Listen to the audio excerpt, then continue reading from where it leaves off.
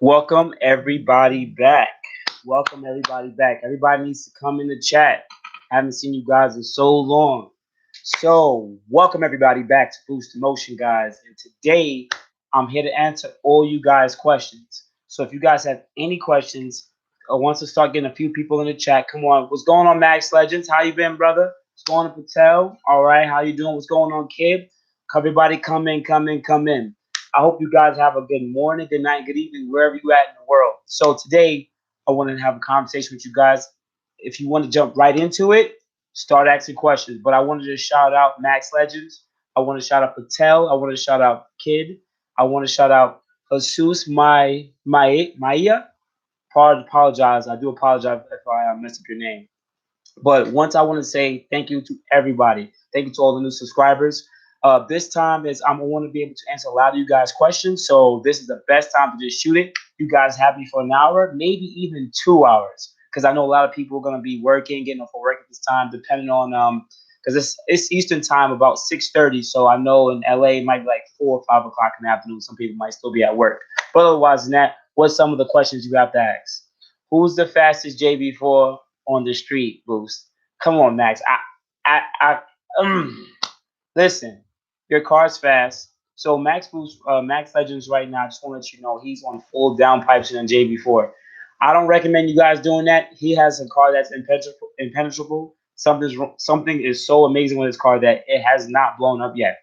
But otherwise than that, he has one of the fastest one of the fastest JB4 Q50s in road racing right now. So you can go check out his IG. Just drop the IG, Max Legends. All right, Mohammed asked me, what's my opinion on ECU Tech? I think it's a great software that you can use for the Q50 Q60 platform for the VR30. Now, there has been an argument or discussion that is ECU Tech better for the VQ more than the VR32? Honestly, for me growing up in the VQ lifestyle, upright was always the go-to. Everybody uses upright, even though they said you could do a bit more ECU Tech. Majority of people use upright, but still stick with ECU Tech for your VR30. I do apologize, guys. My voice is a little hoarse, but I still want to have a live with you guys, so just bear with me. All right. Fabian asks, you think you can beat a 16 ATSV? I haven't raced one. A stock one, I should definitely be able to beat it. It's rear-wheel drive. It's not faster than CATBACKs. So CATBACK 6.4 charges on tires. So honestly, I should be able to beat one of stock one, or one that's tuned road racing. Absolutely not. And a stick shift one at the track, maybe. Automatic one, probably not. All right. Hey man, any aftermarket belts out there for the VR30? As of right now, guys, I think it's only OEM. Repeat, OEM belts that we can get for the VR30. I've seen that there are other ones out, but no one has purchased them yet. So as of right now, you just stick with the OEM. Let me just briefly talk about this whole OEM belt thing for the VR30. If you're new to the channel and you're new to this platform for the VR30, not the VQ, the VR. Okay. But as a disclaimer, Infiniti, please, I don't want to cease and desist. But your cars start making a lot of squeaking noise and pop belts quite often, right? So you need to go take a look at that auto tensioner that you have that's putting so much pressure against these belts to stretch out over time. I just want to sit there and say that on video. But otherwise than that, at this moment, it's only OEM belts. And usually if you have a new VR30 or if you have an older VR30, which a lot of you guys are going to purchase pre-owned, there's going to be certain indicators that's going to show you if the belt may be stretching out and or may start making screeching and weird noises, screeching noises from the belt to the point that it may pop and leave you stranded. This is not something that just happens overnight. There's clear indicators that you guys can look into it. If you guys have Instagram, please add me on Instagram at boostinmotion. I put most of the stuff on my IG, not on Facebook necessarily, but you can check my latest video about the whole belt issue. Anyways, I'm gonna try to catch up with a lot of the questions, so bear with me, guys. All right. Hey, Boost, what's happening? What's going on, Dominico? All right. Accessory belt, Max says just because you check oil every day. What's going on, Agent? Do you see higher performance model coming out? Well, they're talking about this Q60 Black S or whatever the case might be. I would believe that would probably be a more higher performance model. But to be honest with you guys, no one's talking about it, but they still want to make the Z. So I doubt they're just gonna throw the Redsport tune on a VR30 and say that's the Z. I think they're gonna make the Z really special. And especially that a new news set came out saying that the next GTR, they're trying to make it like one of the fastest street cars in the world. I don't think like Bugatti fast, but they want to make it like apologize, not street car, sports car. That's a sports car.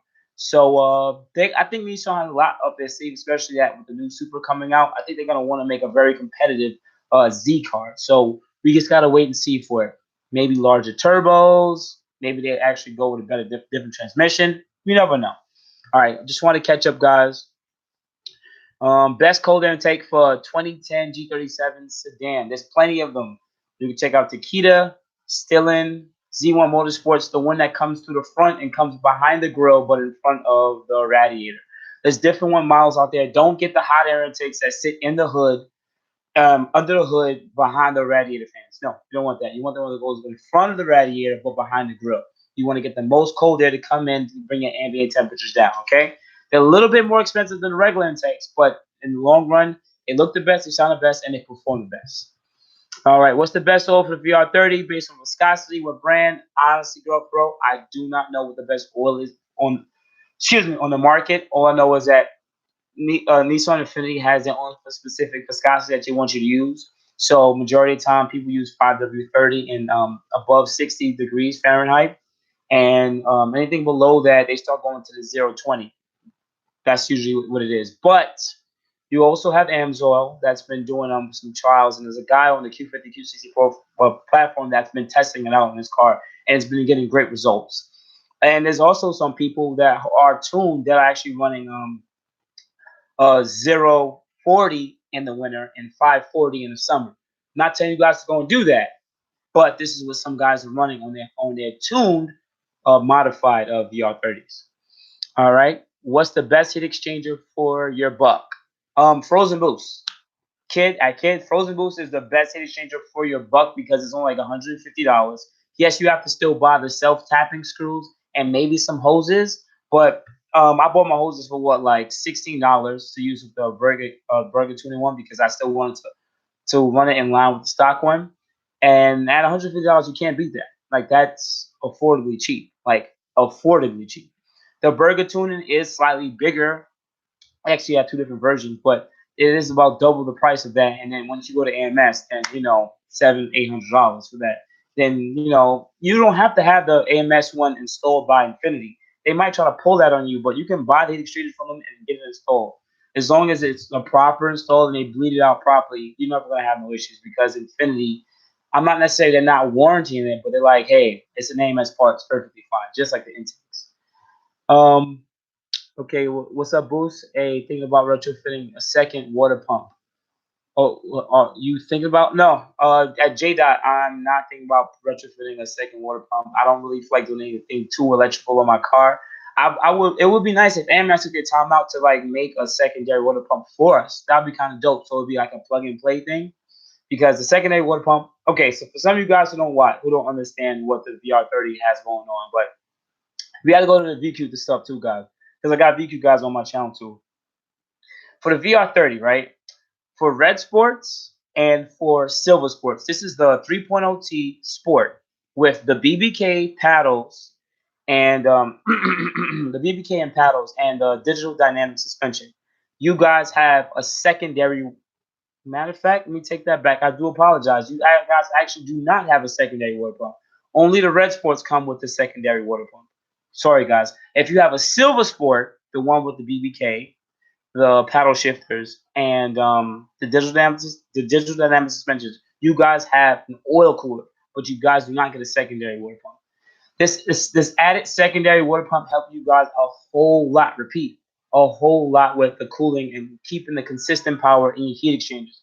Remember, guys, you have your heat exchangers who have coolant going through it to keep your charger temperatures a lot cooler, right? And then you have a separate radiator system for the engine itself.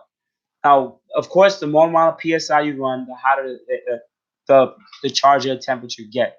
which means you're gonna have reduced performance because your car is gonna be like, hey, listen, we're gonna have to adjust retard timing for you because the air that your turbos are putting out is too hot, and pre-detonation is no joke. And if you guys don't want to blow your motor, your motor's not gonna blow. I just want you guys to know that it's not gonna blow. The car's gonna protect you. That's what the ECM is used for. Part of my voice, guys, I'm really like a little under the weather, but I'm definitely getting a lot better. So so the secondary water pump, because you have a push and pull system. Shout out to Kadro. He actually talks about a lot about this on his YouTube. If he might be in the comments, whatever the case might be, he talked about push pull system where one water pump pushes the coolant through the system, another one pulls it, so it keeps the circulation a lot better. But compared to the Luxe Premium and Silver Sports, we only have one water pump for the heat exchangers, which means we don't have enough pressure moving through the system on a constant flow. All right. Thank you, kid. I do appreciate that. Thank you. You didn't have to give me any but I appreciate you very much for that. All right. Let's get to the VQ questions, guys. I'm gonna try to catch up. 2014 Q50, my old change maintenance light still showing up even after we set it. I think I have a video about that. I believe I have a video about it. You have to go through the settings and actually reset it. You have it through the center console, and I believe you have it on the dash. But you know what? I'll take a look at my videos and see if I have made a video about that. But yes, I remember I made a video about resetting some of the intervals. So, because the thing is, in the middle, it'll have the interval that will show up that it would have to be reset, or you can turn off those intervals completely. It's kind of annoying, it's pesky, but bear with me. Go through the settings on the middle console. It's somewhere in the maintenance and car where you see the Q50 itself. All right. Does it matter if the JB4 is new or used?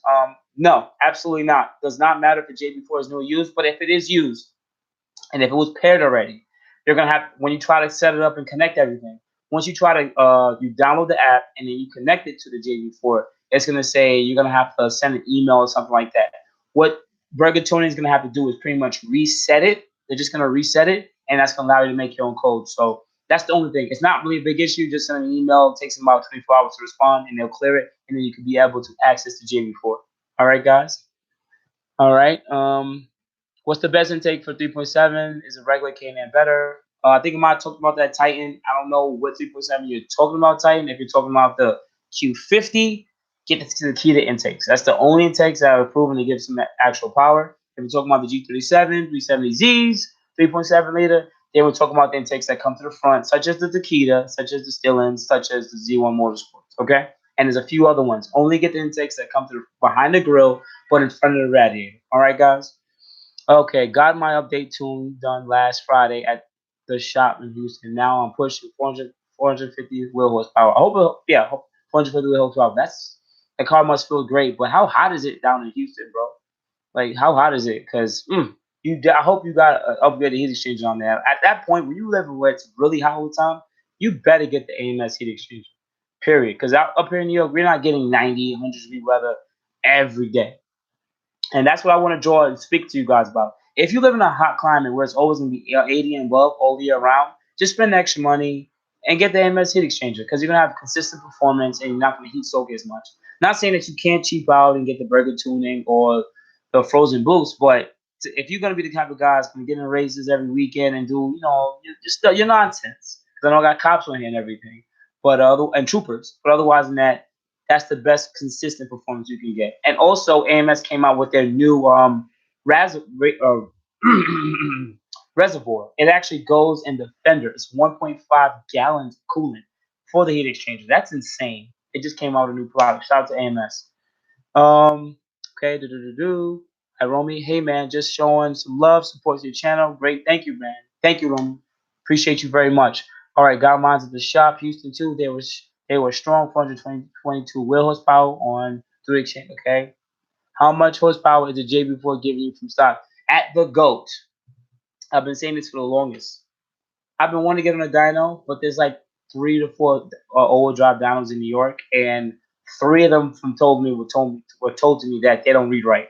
So I'm like, okay, who am I going to get a dyno all-wheel drive dyno from? And I'm not going to go PA. And you guys know the shop I'm talking about. I'm not going to go PA and have my dyno done. So, but there is a dyno. There's another guy that out here is Chris Miller.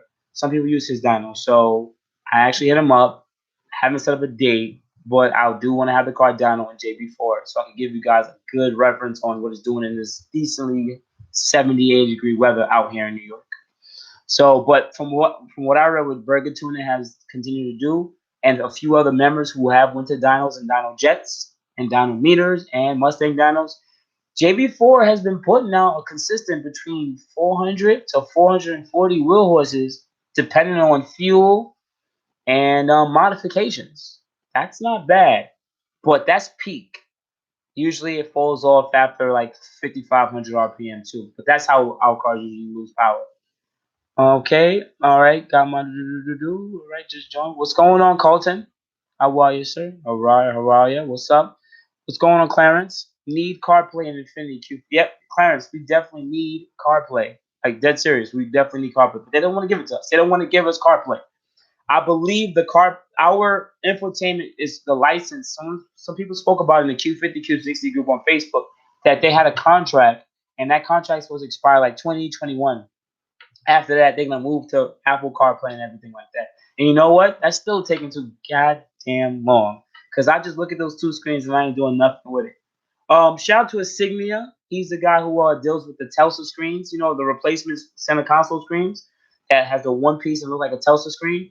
I was gonna purchase one of them, but I was on a forum and I've been learning more about them. And to be honest, people are still complaining about them. They're having software glitches and hardware issues. So I can't sit here and recommend to get a Telsa screen replacement. And shout out to Aaron. He actually follows me on both my social medias and everything like that. And he actually talked about Renoku and the Renault Kai 10. It was like a replacement tablet for the top screen, and we used to work really well, but I couldn't find it online. Like they stopped making them.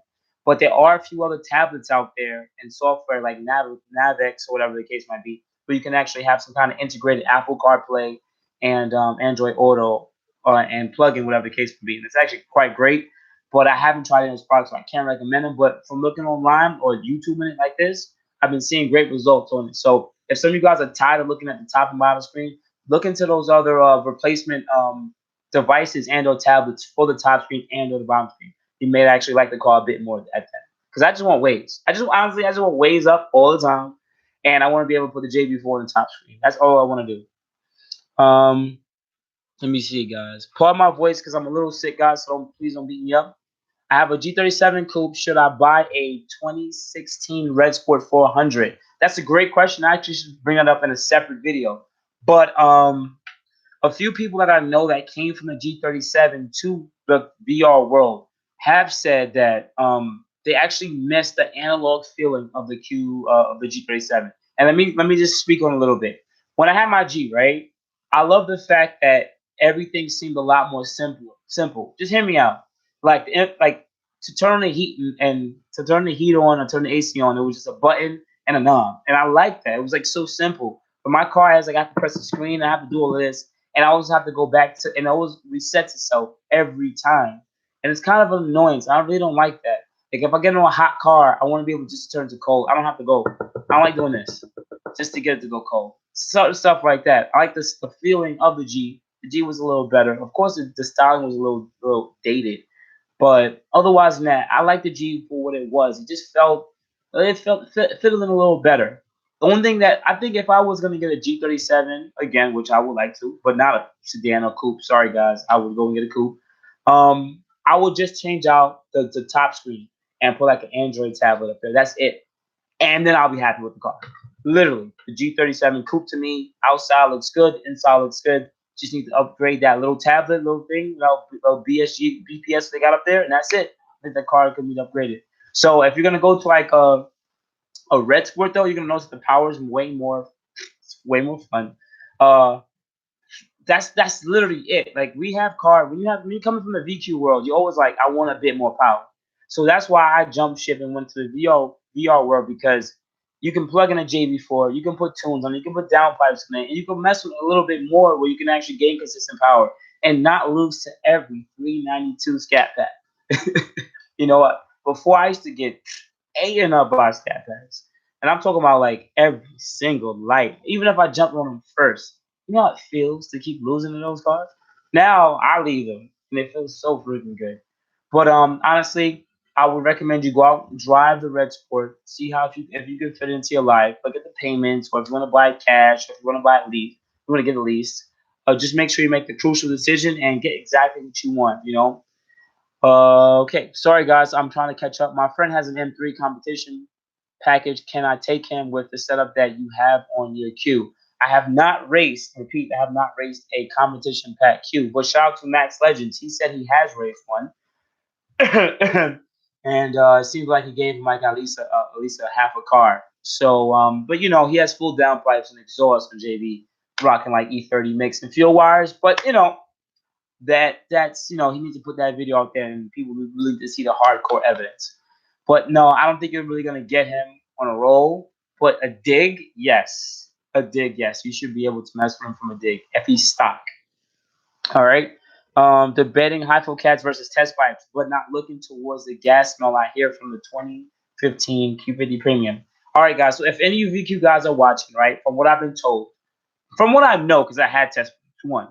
But number two, if you're gonna put test pipes in your car, you're of course there's a smell issue, right? But there's also going to be a few other issues you're going to run into. Two, you're going to run into oxygen sensor codes. This is for the secondary oxygen sensors. We have a primary oxygen sensors that calculates the fuel, and we have the secondary, which pretty much checks the temperature of the exhaust and a few other parameters. When you go run test pipes on your VQ, you remove the catalytic converter, so now the car is picking up that it has no more catalyst. You guys know what I'm saying? The more cats, and you may pop up with a code, and that's why I always sit there and say, you know what? I recommend you guys getting maybe high flow cats, even though they're more expensive. You won't have to deal with these pesky codes. And number two, based on the dyno results for the VQ motors since 2003 with the 350Z, you don't get that much more high level of performance running rocking test pipes over high flow cats. And then lastly, some people complain about the bees in the can sound. Not a lot of people like that sound, so just be careful about that because some people have installed test pipes and then now they have this buzzing bees in the can sound and they actually dislike it now. If not, a car is not fun anymore. So just be careful about that. The high flow cats don't have that noise. All right. Pardon me, guys. Let me just okay. All right. Apologize, guys. Let me speed it up a little bit. Looking to save some bucks on financing. Any difference between the 2014, 2015 Premium and Sport? Sorry, Rome, that took so long to get to this question, so I'm gonna speed it up a little bit. Premium, you just get a fully loaded car without BBK, without paddle shifters, and without the sport bumpers and the sport look. That's honestly it. Yes. So if you have a 2014, 2015 Q50, and you have a premium, it's usually loaded. But then also, if you have a sport, usually just has the front bumper. The rear bumper is actually the same. I apologize about that. The front bumper, you have the power shifters, and you have the sport seats. And you might have another one more thing. I can't remember what it was, but there's really not much of a difference other than appearance. So if you really just want to get a premium, get a premium. I had a premium, but they had opted it up with 19-inch wheels when I had my black one. So I had the sport bumper in the front and I had the sport wheels, which was kind of cool. So I still had the look, but I just didn't have the BBK, the sport seats, and the power shifters. All right. Is it pointless to get a JB4 over JB1, especially if you don't plan on getting downpipes and upgrading the fuel system? I mean, if JB1 is just something you just throw in there, Kevin, like you just plug it in and you set it, and that's it. It's 3 psi above stock. You just set it and forget it. Now with the JB1, you can integrate it with the Bluetooth and/or on your laptop, so you can actually increase the PSI up to 8. But it's not going to have data logging. It's not going to have different maps. It's not going to have other parameters on it that Burger even updates. Like they don't even care about the JB1 anymore. So it's just like that's like a basic boost controller completely at that, and you're not going to really do much. The JB4 has just so much more features for people like me who want to just see what's going on with the car, which is pretty cool, you know. But if you have like a Redsport, if you just want to get a JB1 and call it a day, yes, do it. But if you have a Silver Sport or a Luxe or Premium, honestly, I believe you guys should get a JB4 because now you're going to be running more higher maps, pre-installed maps already. Then you're going to have map 6 where you can adjust it a bit more, and you can maximize your car where you need to be. Now, you can do this for the Redsport too. I want you guys to know you can do this for the Redsport too, but with the Redsport, you're pushing, you're actually starting to push your levels on how much boost you can run because of the fuel system and a few other parameters you're gonna just be limited on, especially when it comes to the turbo. Excuse me, guys, the turbo optical sensors too, with the JB4 and everything like that. So it's still gonna be limits. The car's still gonna be fast, but I believe the JB1 is more for just the red sports because they're already kind of quick. But the JB4 is definitely should definitely be used with, excuse me, with the JB4. All right, guys. All right. What's going on? Welcome, welcome. It's 92 degrees, and I have a very tuning exchanger. I mean, it's gonna work. It's just you need the most amount of cooling that you can get. All right. Okay. Is 400 bucks though for extra tank?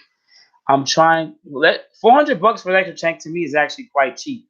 I wonder if they let you rock the stock heat exchanger and the extra tank. Because I'd rather get the extra tank than get the whole heat exchanger because that's like half the price.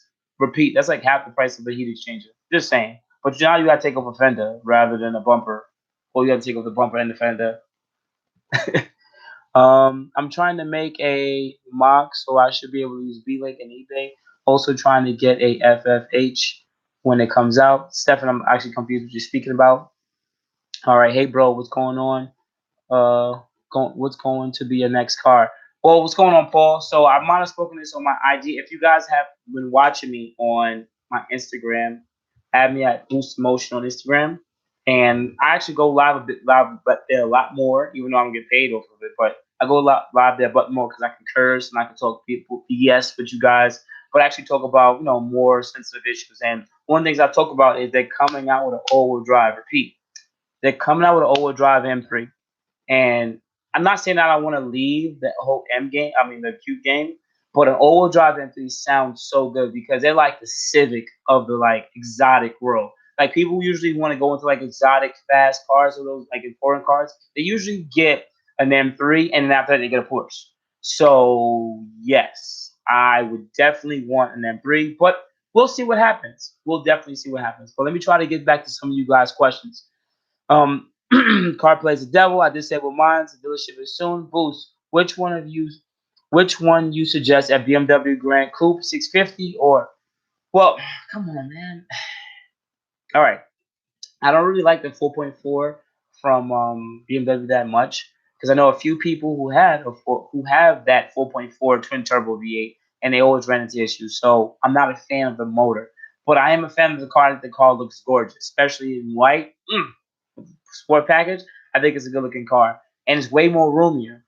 But for a Red Sport, I think the Red Sport's a bit dated and it doesn't get the wow effect like a Grand Coupe. So to be honest, if I had the money to buy both of them and it was like which one looked better for what you're trying to attract, the BMW is gonna always win over it. Performance wise, if they went to the track, I would assume that the Grand Coupe should be able to beat it. Just saying, it's BMW at the end of the day. All right. Joshua, sub boost. Can you go over the fuel wires on the JB4 and also the update for the JB4 for boost by gear and how you have it set up for first and second gear so you catch the best traction at takeoff. All right, Joshua. One, I'm all-wheel drive, so I don't have those issues. Bang. I'm sorry, I don't have those issues at all because I'm all-wheel drive, so I don't have to set up boost by gear. Just go to the N54 website where Burger Tuna has their own little thread talking about all the stuff with JB4. So just go through there and speak, and they'll probably give you a lot more. It's a lot of pages, but there's a lot of useful information over there. So just take your time and go through. You'll learn a lot. Back to your first question, the fuel wires. Exactly what are you asking about the fuel wires? Just you install it and you hit bit 0. Honestly, that's it. You like install video, you hit bit 0, and when you install your fuel wires, usually it turns your AFRs from when you guys are flooring like third or fourth gear, your AFRs, your air fuel ratios are gonna go dip down into like the high 10s, low 11s. That means your car is running a lot, really, really rich. So just so you guys can understand what I'm talking about, the perfect air fuel ratio or stoic or whatever they call it. That's not stoic. Apologize, it's not the proper phrase, but 14.7. That's the proper air fuel ratio, right? Now, anything below 14, 13, 12 was when the air fuel ratio starts getting rich. That means there's a lot more fuel than air being burnt off. And if you go above 14, 15, 16, 17, that's when there's more air being there's more fuel being burnt up and a lot more air. So with our cars before this little fuel wire trick, our car usually go to high tens, low 11s, which doesn't really give us all the amount of power we really need, but it also does protect the car. Now with this little trick, it pushes us to 12, 11.8 to 12.2, which would actually give what leans out the mixture a little bit more, which gives us a bit more power through the RPM, which is actually a benefit. So if you guys are gonna rock it that way. And I had a lot of people ask this question, and I don't want you guys to take it the wrong way or anything like that. But if you're installing fuel wires and you're rocking 91 and 93 and you're not putting no E85 in there, turn off the fuel wires. Honestly, turn it off because you're putting your air fuel ratios more to the lean side in the sense closer to 14, and your car will be more prone to knock, especially if you're on stock heat exchanger, especially if the car has been warmer for a while. Shoot, your oil temp, if you don't have a Redsport, your oil temps are going to go up to like 210, 220, 230. After that, there's no oil cooler. At least there's no air oil cooler for the Luxus Premium and Silver Sports. So sooner or later, your temperature is going to get really hot. And you might run into a few issues down the line. I just understand. I don't want you guys to like mess your car up, running all this boost and beating on your car every day. This is not a VQ, guys. Shout out to all the VQ guys. Your cars could get beat on all day, but VR30s, we still have to be careful. We have to pay attention to oil. We have to pay attention to heat exchanger temps. We have to pay attention to how much boost you're running. You could just get in a VQ and just haul it. I'm just saying, guys. So just be careful with the whole few hours thing, rocking on 93. Some people say still do it, it's fine, but honestly, I don't do it. I don't do it unless I'm putting a little E85 in the mix to protect the combustion chamber from leaning out, because E85 gives a cooling effect in the combustion chamber, so it protects the car still. So that's why Burger Tuning always say they throw in 5 gallons with the 91. It brings up the octane of the fuel. So that's why some people ask me, well, can I do it on 93? I'm like, nah, I don't think you should. But anyways, I'm not a tuner, but from what I read, you shouldn't do that. All right, guys, let me get back to your questions. All right, if I get a STILLEN, wait, make sure I didn't skip anybody. Okay, I can leave. I'm done. The BMS heat exchanger, K&N drop-ins, AMS low downpipes, anything else cost efficient that I enjoyed the gains out of. Tires are 285 wide, made a huge difference, as well as sway bars, and total of $360. Also, shots. I want you guys to know right now, there's also another company out that makes sway bars for our car, and it is Hotchkiss. They finally came out with their rear-wheel drive version. All-wheel drive guys, you can still just use their rear-wheel drive bar. So depending on where you order from, I think you order directly from them or like somebody separate, like a separate company. The rear sway bar you can use on your Q50 and I believe Q60. Apologize if I just have to double check that. So all drive guys, I think it's like 9-way or something like that. It's insane. But Hotchkiss is definitely better than Stillin. Will I be upgrading one day? I don't know. I'd rather send them an email if they want to work with me, because I'm not gonna keep throwing money at this car knowing that no one really wants me to promote their product. I already have a Stillin sway bar. I'm not gonna go buy Hotchkiss just because it's that much more better. I'm just saying. Pardon me, guys, I'm a little sick. Now, what other modification can you do? Well, to be honest, just CATBACK. I don't really think it's really that much more of it's gonna add that much more power, but CATBACK at that point. I mean, you already went with wider tires.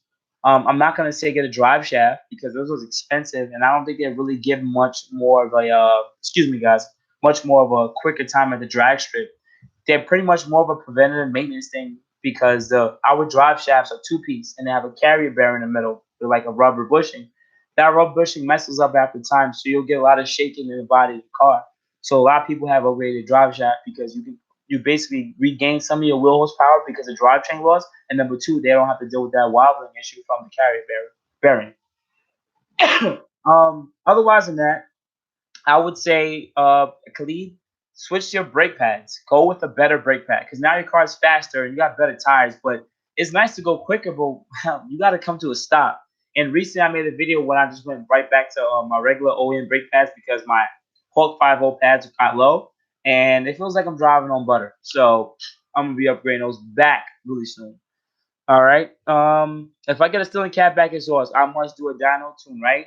No, no, Clarence, you do not. You can drive the car like how you want. It's just a CATBACK. That's it. Just drive the car. It's okay. You don't have to get a tune. Honestly, you guys should only really get tunes unless you go like to be honest, I would say a tune is to get the maximum amount of performance out of your car for the VR30 guys. The same thing for the VQ guys is to get the maximum amount of power and make sure everything's running right. But I would believe a tune would be a lot more beneficial for the VQs. And the reason why I say it is because if you're rocking full test pipes, then you're gonna have that oxygen sensor code that may pop up, and only a tune will be able to alleviate that. For the VR guys, a tune will be give us the best performance consistently because now they could be able to change it on timing based on fuel and modifications. But like person like me, I'm rocking JB4 with both tones. I'm still doing pretty well from what you guys see in the video. But with a tune, I should have performed a bit better. All right. What's going on, GG? Hey, man, nice to meet you. How can I max the power out of my 2.0 T? Now, I want to apologize to all my 2.0 T guys. All right, if you're watching, I do want to apologize. I did put a meme about you guys on my Instagram saying, "Hey, oh, I heard you drive a Q50." Yeah. And I was like, "Yeah, 2.0 T," and then it showed the guys ripping his skin off. Shout out to all my 2.0 T guys. I'm not saying I don't have love for you guys, but the market right now is so small for you guys. You only have like a few boost controllers that I made a video about, maybe 2 or 3 intakes on a out in the wild right now that you can get. I believe somebody came out with a tune recently where you can actually strap the car up and put on a dyno. I would believe that a tune for the 2.0 T would be the most beneficial compared to the boost controller because the game will be the best and I can do the best AFRs. But that turbo on the 2.0 T is a freaking baby. Like, I thought my turbo was small. Y'all turbos are smaller than our turbos per bank. It's insane. So at the end of the day, just look up the performance mod. Do full down, not full down pipe. I believe they have a downpipe that you guys can get. That's gonna be the most beneficial. Purchase an intake and see if you can rock one of those boost controllers that you see on the market. I made a video about it, and look more for the tunes that are made. It may be the same as they use in the Mercedes world because it is a Mercedes motor, but I'm not too positive. But just keep looking it up. I really wish I could give you guys more content, but there's not much out there to really speak about, and there's not much people pushing the limits of the 2.0 T. I'm sorry. All right. Oh yeah, all right. I used to have a 2015 Premium, then I switched to an M3 because I felt the suspension of VQ was trash. You're completely correct. Yes, you're correct. Back end was trash. Did the Infiniti fix the suspension in later models, and especially in the Redsport? Absolutely not. No, the car still is not going to perform on M like an M at all. Shoot, I'm not even gonna lie. It's still not going to perform like a 340 or a 440 right now. BMWs make the like literally the best suspension and rigidity in their body of their car. Like I've driven a 528 and I was like, this is great. And I'm talking about compared to my Q50. You know what I'm trying to say? So they didn't fix that. The car performs better because the Red Sports have the DDS system, which do help and aid in the handling. But they also gave us crappy run flats from factory, which completely suck. So that pretty much takes away performance. So most people upgraded their tires, said that the ride handling got way better. But the suspension itself, yeah, it still sucks. But the DDS option for the Red Sports and Silver Sports, I've been hearing is top notch, and I've driven in one and it was better. But I don't think it's BMW quality. All right. Do you prefer? So Dominic asks, you prefer ECU Tech, correct? Yes, ECU Tech will perform better. But I'm a JB4 guy, and shout out to Midwest. He'll be back soon. Yes, some of you guys want to know. Will Midwest Hoonigan be back? He will be back because he's the ECU Tech guy. He's on the AMS. He's gonna give you guys all the information you need for the VR30 when it comes to the tuning aspects. But I'm still technically the JB4 guy. So at this moment, I can't push ECU Tech because a tune depends on the tuner. Yes, the software could be great, but the tuner could be trash. Okay, the tuner could be trash, and I can't say, yeah, go get an ECU Tech tune, but then you only run 12 seconds in a quarter mile. That's terrible. I haven't went back to the track yet, but I ran 12.2 in JB4 before my lower downpipes. Just saying. Just saying, you know. But otherwise than that, let me just continue with the questions. I want to catch up on a lot of you guys' questions. All right. Hey, bro. Wait. We gotta go back. Anyways, to make the 3.0T crackle when downshifting and anything, and does fuel consumption anything different when you use a JB4 with having 91 E85. Pardon me, guys, I'm getting over a cold. All right. Now, to have that crackling sound and popping sound and pretty much a burble flame maps, that's only going to be done on ECU Tech. What happens there is they pretty much make your car run rich so that the fuel can go down into your exhaust and it'll pop on downshifts. If you guys like that, you can do it. Do I like it? No, because guess what? Over time, it destroys your oxygen sensors because you're running pig rich and it's going to be a lot of carbon buildup. Number two, it's black soot coming out your exhaust and getting on your bumper. I don't know why you guys would want that, but some people like that. It's cool. It's the fad thing, just like, slamming the car on bags and big wheels. But otherwise than that, if you guys like that, you can get that done on ECU Tech Tune, and they can get that done for you. But your gas mileage will get worse over time because it's dumping fuel. Now with the JB4, it goes off your stock fueling. Repeat, it goes off your stock fuel trims. So if you're flowing it really hard, you will use more fuel. But regular daily driving, it's about the same. It hasn't changed much. All right, guys. 1-2. Hey, bro, I'm buying a Q50S Redsport 2017 this week. Do you think intake, exhaust, and that chip would give me no? At 1-2, you're not gonna get 500 wheel horsepower. Repeat, you're not gonna get 500 wheel horsepower. You know what? Matter of fact, let's talk about the difference between wheel horsepower and horsepower. All right, let's just take the Redsport 400. 400 horsepower. That is based on I can't remember if it's based to the torque converter itself or if that's to without the accessories such as the AC compressor and alternator. But that's 400 horsepower, let's say, to the crank. You guys heard of that model, right? Now you also have 400 horsepower to the wheels.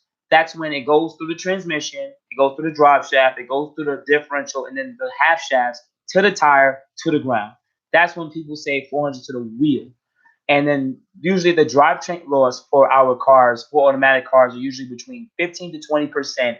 So if it's a 400 horsepower car, and you floor it to the wheel, it should make right around 350, 340 to the wheel because you lose 20% of the horsepower, and that's what you make to the wheel. To get 500 wheel horsepower, shout to Midwest again. Hopefully he comes back. You're gonna have to get upgraded. You have to upgrade the fuel system. You're gonna have to get the upgraded high pressure fuel pump. This is a fuel pump that sits on top of the motor. It's quite an expensive piece. You're gonna have to get a low pressure fuel pump. This is the one that sits in the tank. There's different ones out there like the Hellcat one, the Warburg 485, and a few other ones. And then you're gonna have to get an ECU Tech Tune. That's gonna be the most smartest part because you're gonna have to get E85 too. You cannot get 500 wheel on 93. The octane level is just too low. So you're gonna have to run E85, and E85 needs to be. For you to run E85. That's why you need a high pressure fuel pump and a low pressure fuel pump, right? And after that, you're gonna have to get lower downpipes or full. I'm not gonna talk about full downpipes right now, but I would recommend getting lower downpipes with an exhaust and an intake, and you will make between 490 and 510 to the wheels. Okay, guys. So it's gonna be a little bit of price. It's gonna be a little pricey, but I would say about $4,000 invested with the ECU. That's also included ECU Tech Tune and lower downpipes and maybe some exhaust. You'll have 500 wheel horsepower car reliably. Just wink, wink out there. All right. All right. Let me just. All right. All right. Kevin, thanks for the video. Keep up. Thank you, Kevin. Appreciate you. You can get a lot of power out of the engine. 100 easy. I mean, yeah, you can get 100 more wheel horsepower out of a VR30 quickly. But as you see G37 here, you said G37S, so I don't know if you're talking about G37S. You can't get 100 more wheel horsepower out of VQ on just bolt-ons without going force induction and shooting nitrous. You can gain like 40. I've seen about 30 to 50 wheel horsepower on bolt-ons with a tune for the VQ, but not 100 until you get start shooting nitrous or you go force induction. Young Bone might go for the Infiniti Q50. BMW has a reputation for going trash no matter how much money you put into it. Always something breaking. Well, that's the older model BMWs. I believe the newer model BMWs are way better. Listen, they're making way better motors now.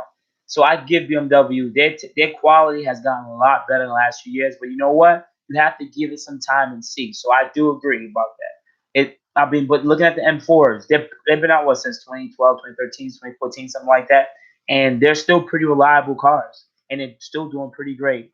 Now with the new big B58 motor that's out in there, 440, that's in the Z4, and now it's Toyota Supra.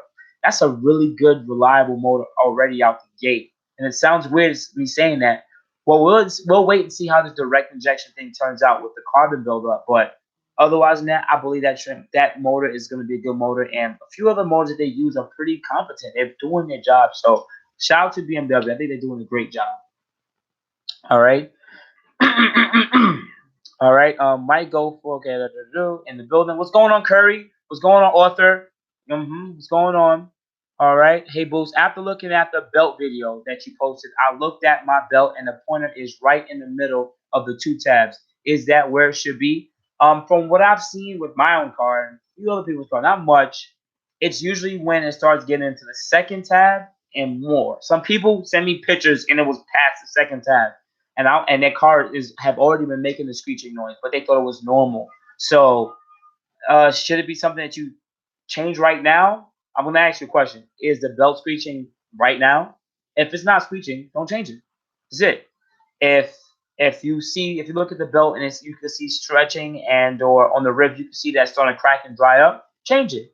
But depending on your mileage, I'm starting to think that this belt should be changed every 10 to 15,000 miles. Honestly, just straight up honesty. That's coming from me. That's coming from Midwest and a few other people in the Q50, Q60, even Textful page. Yeah, this belt should be changed every 10 to 15,000 miles because that auto tensioner pushes really heavy against that belt. I'm telling you, if any of you guys have changed that belt, it's pretty heavy. I mean, the tensioner is pretty has a lot of tension on it. All right, Kevin, I want to black out my Q50. Should I use AutoFlex to black out the rims? It seems like a better option than plastic dip. I haven't used AutoFlex before. When I used to have a Maximum, and a G, I used to use plastic dip. I usually just put a lot of layers on it because you can. It's not like painting. You can put a lot of layers, but just don't let it drip too much. And then from there, you can paint on top of it. So I'm not gonna say use AutoFlex or not, but definitely use plastic dip no matter what because it's gonna black it out, and you can just peel it off at the end. But just make sure when you use plastic dip or AutoFlex, you have to put a thick layer. If you put a light layer, it's going to be hell to remove it later. So I don't want you guys to run into that because that is such a headache to remove all that thin layer of plastic dip. It like sticks to the wheel. So just make sure you put a thick layer and then you can paint over it too. Okay. What's your opinion on buying a used STILLEN exhaust CATBACK? Lopez, buy it. Why not? It's a benefit. Buy it, get it. You save some money. Do you want to go buy it brand new? I mean, just buy used. If it doesn't look bent up or beat up, then I don't see an issue. Remember, it's going to be outside the car. It's exposed to the elements. That's it. Buy it, install it, and like it. All right. Is it worth putting 19-inch rims on my all-wheel drive VQ Q50 still stock height? Why not, OD? It gives you a better appearance. Just make sure you go with the prop. You could go with the OEM 19-inch wheels from the G37s, Q50s. You can, it's up to you. If you want to go with aftermarket wheels, sometimes, just go to Fitment Industries. They have a few Q50s on there with pictures of wheels, or join the Q50 Q60 group on Facebook, or go on hashtag Q50 on Instagram and just look at what some of people's tire setups are, and how it looks. And then that will give you more of an idea if you really want to go with 19s on a stock height.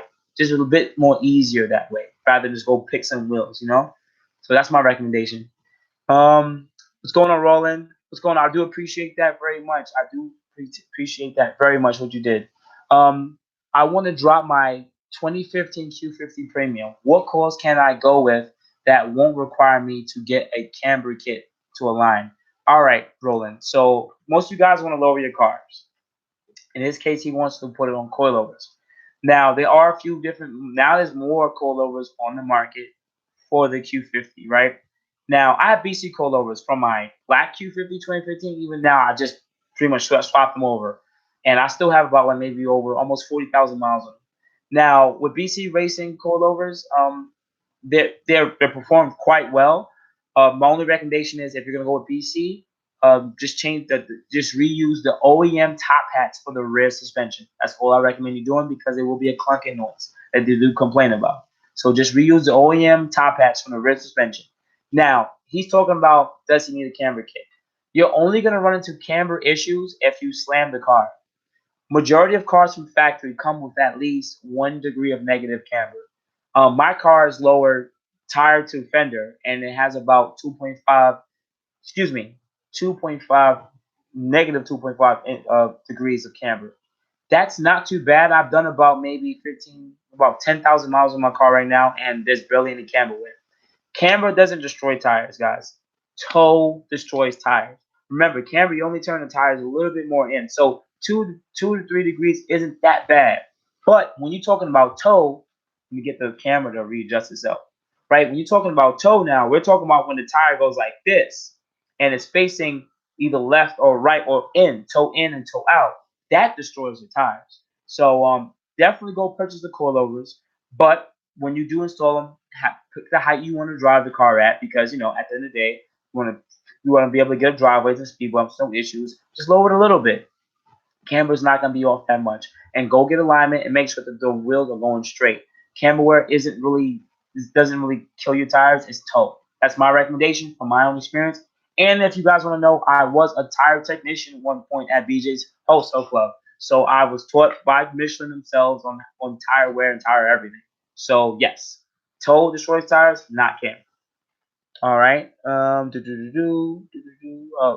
At Raw, does installing lower downpipes on 2019 Q50 Luxe bring a check engine light? Based on, thank you, Roland. I do appreciate that very much for that. At Raw, damn, there's a lot of questions here. From what AMS have stated, lower downpipes does not. Repeat, for the VR30 motors, lower downpipes do not give you a check engine light. Okay. Reason being is we still have upper catalytic converters, or CATs, that still are being monitored by the secondary oxygen sensor. So you can replace your lower downpipes without getting a check engine light. So check mark. Thank you, AMS. From my own experience, I haven't had that from my experience, I haven't had that issue. Oh, this camera's messing up right now. I'm sorry, guys. All right. From my own experience, I haven't had that issue at all. So you guys are not going to have that issue either. A lot of people I know on JB4 haven't had that issue. A lot of people who are stock and just below downpipes haven't had a check engine light come up. It only happens maybe because of installation error. Maybe somebody made a mistake and damaged the oxygen sensor. But otherwise than that, guys, you're not going to have any issues. All right, let me speed it up. Alexander, I'm learning the new VR motors from y'all, but I came from literally a full bolt-on G37 now, Q50 3.7. But yeah, carry on. Shout MB. Thank you, Brandon. Do appreciate you very much. Thank you for that. Thank you for your comment. Starboy. So it's putting fast intention, catted full downpipes make a check engine light come on. At Starboy, it should, because you're now gonna have a fully catted downpipe. The only thing you're doing is widening the chamber and the pipe. That's all. But if it's still catted, you shouldn't have any issues. All right, and it's still catted, so don't worry about it. If you do want to go with full downpipes that are catted, I don't see no problem with that. All right. Hopefully they use high quality. Hopefully they use high quality cells for the cat material, and hopefully it's welded properly. But fast intention is pretty well, so I think they're going to take care of you. All right, speed it up. I got the 1320 lower downpipes. They are awesome. Really? Okay. All right, Nick. I didn't even know they made lower downpipes for for the VR. I know they make lower down. I know they make test pipes for the VQ37, but they make lower down pipes for the VR30. I didn't know they do that, but if they do, that's pretty dope. And they're relatively cheap too. All right, you gonna tune boost? All right, so people have been asking me if I'm gonna tune, and in my last few videos I said yes, I'm getting a tune. So I don't want to drop any names here, but yes, I still want to get a tune. But then the person I was gonna go with, he's probably gonna watch this video. I was just like, I'm just gonna sit there and hold back on it. I'm gonna see how he tunes other people's cars, because I know who cars he's tuned, and I just want to see if they're having any issues and errors, and I just want to see how their cars perform. So I'm gonna wait. I'm gonna hold off with it. The JB4 treat me right. I had it for a year and a half on the car. No check-ins lights, no issue. Set it and forget it. Change the maps when I need be. And I like the convenience of plugging it in 5 minutes and taking it off in 2. So as of right now, I'm still happy with the JB4. But yes, I would still love to get tuned. And shout out to AMS. If I am going to get tuned, at the most priciest point, AMS has the results. They're the most expensive, but they have the results. Once again, they have the results. I could spend money on any type of tune, but unless I'm getting results from their tuners, if I'm not getting it, then I just wasted my money. I should have just got a JB4. But you know, that's my opinion. And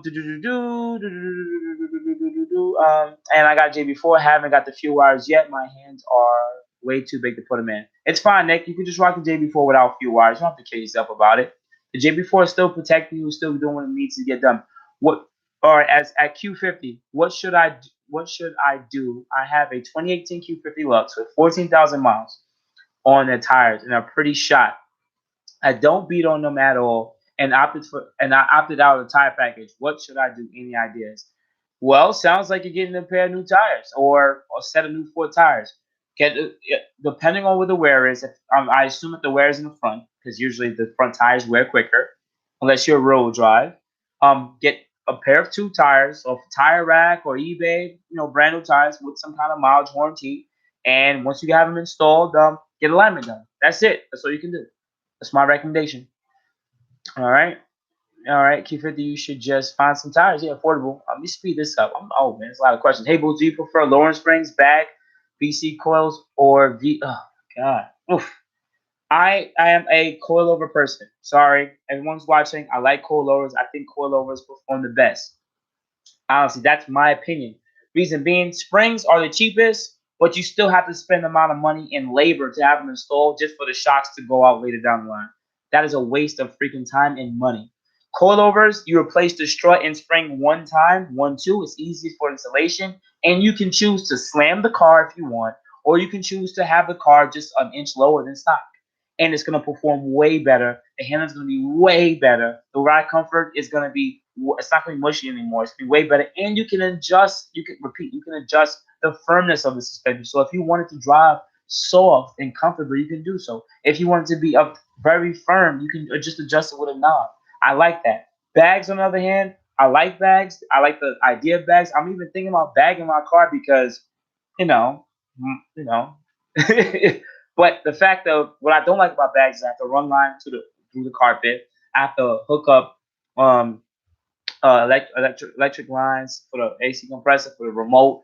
I gotta do a bunch of stuff just to modify my car to run bags, and I don't like that. So that to me, that ain't convenient. But once it's installed, it looks nice. You pull up, you just air out, and then you know when you want to leave, you just hit the button. It goes, and then you drive off. I mean, all the bad cars I've seen driving around, they don't look nice driving. They look ugly driving because they usually air up too high. They don't look nice parked. I don't want to live my life like that. Some people I know in bags, they have like a set height, the drive height, and I think that's the best. But if I'm gonna get, and also bags aren't cost efficient to me. They're like 3-4 grand. That's to me, that's a lot of extra money just to have the. I don't know. I don't really say it's not. It's no convenience there. It's just a look. But at the end of the day, people like bag cars with big wheels. All right, I gotta speed it up, guys. I gotta speed it up. I agree, but I don't think I should have to with 14K on it. Feel like the faulty tires. Okay, there is a turbo upgrade by some company. I forgot the name, but they also have 500 wheel on 93 gas by modifying the turbo compressors. I don't want to drop any names of the shops out there, but yes, there are upgraded turbos for the VR30. And yes, they can do it on 93 pump depending on the tune. But at the end of the day, you're going to spend another 3-4 grand for turbos, another 1,000 to 1,500 on labor to have it installed, and then now to tune it. That's expensive just for 500 wheel when you can literally just buy the high pressure fuel pump, the low pressure fuel pump, uh, lower downpipes, and a tune, and that's like 3-4 grand there, and you can make 500 wheel rather than just do it on 93. I mean, I understand you want the convenience of using 93, but you're spending another 5 grand on top just to run 93 and make the same amount of wheel horsepower. Just saying. Um, yeah. All right, at Brandon, if you can afford bags, do it. But coils, you can adjust the stuff and lose. Yep, you're right. OD, where can I get a cheap Q60 auto knob? I'm looking for one. Try carpart.com. I think it's carpart.com or something like that. They usually have little parts you can buy from different salvage yards. That's the only place I can really tell you to find it cheap. Otherwise than that, hopefully somebody might throw it up on eBay. Honestly, that's it. So just keep searching. Do you think the 3.7 is worth keeping? At Kevin Baca, yes. 3.7 is worth keeping, yes, because The reason why I'm gonna say that is it's gonna last. Like if you want a car that's gonna last and run forever, just do basic maintenance. Yes, 3.7 is worth keeping. But if you're always gonna be like, I want to go faster, and you're like, I like the convenience of what the VR30s are doing. In my case, it wasn't really much a weight off my back to just come from 3.7 to 3.0T. So I just chose to do it. I just say, you know what? Trade the 3.7 in and bring the 3.0T in because I've always wanted the blue color. Honestly, if they never would have came out with that blue color, I don't know if I would have went to 3.0T because I really love that blue color. I was like, that blue color was sexy. So the color sold me, and then the idea of being faster was what sold me. But mainly it was the color. I know that's dumb. Because I could have just wrapped my car. I know. Anybody here got a JB1 or JB4 for sale? By the way, Q50. If you have me on Boost in Motion, my Boost in Motion Instagram, there's somebody who actually hit me up today who are selling a JB4. So, just add me at Boost in Motion, and I'm gonna just send his link to you, and you guys choose to buy whatever you want to buy from, whatever the case might be. But just be careful. Understand, I'm not trying to sell a bunch of parts to people. I want you to say Boost in Motion told me this guy he just stole my money because I sent him the PayPal as a gift. Just don't sell PayPal money as a gift. You will get robbed. Don't do that, okay? Protect yourself. Do you agree with me regarding the soundproofing for the Q50 is very bad? Um, I've been in nicer, quieter cars, Mohammed. I don't think it's the worst because I've been in cheaper cars and that I could hear everything. The wind noise that you would hear from driving by is actually quiet. Like, it's not bad. It's really not that bad compared to like my Maxima that I had, and the G is kind of the same. So if you want to sound that in the car, I mean you could do so, but I don't think it's that bad. But there's nicer cars out there that are just quieter. Lexuses are going to be quieter. Mercedes are going to be quieter because they just put more into that. All right, excuse me, guys. Talk about Fortnite season. I don't play Fortnite. Sorry, guys. Or Fortnite season. I don't know what that even means. I'm not into Fortnite. Sorry, it's not into that type of stuff. Have you ever robbed a store? No, Rodriguez. What? No, I haven't robbed a store. But when I was a kid, I wanted butter crunch cookies. Okay, so when I was a kid, I was hungry. I saw those butter crunch cookies. And I was like, I got 50 cents, and I was like, I wanted the butter crunch, but also wanted Doritos. So yes, I might have just let the butter crunch fall in my pocket as a child. I was hungry. Okay, I ate my butter crunch and I ate the Doritos. But yes, I have stole a butter crunch. All right. Now, at DC at RX Man, I will be selling my J4 soon and getting an AMS tune. That's fine. AMS puts out the best the best results. All right, let me speed it up. I think the 3.7 is worth keeping if you want to go fast. Yep. All right, so how do I keep in touch with that case? Also, my car. Bear with me, guys. I want to go speed up through here. All right. All right. Also, my car is starting to feel sluggish. You think it's time to replace the spark plugs? Um, well, at Kevin, do you have a 3.0T or a? Well, I think you have a 3.0. If you have 3.0T or 3.7, doesn't matter. Well, it does matter. 3.7, it might be feeling sluggish because it's getting hotter outside, depending on wherever you are. The car is not going to perform as good in hotter heat and hotter humidity, so it's always going to feel more sluggish. But depending on the mileage, yes, sometimes these plugs say they last 100,000 miles. I haven't changed when I had my 3.7 G and my Q50. I changed them like what was it? The first 50,000 miles, I changed it. This car, I don't really want to touch it because it's running right and I have no issues. So I don't feel like changing the spark plugs.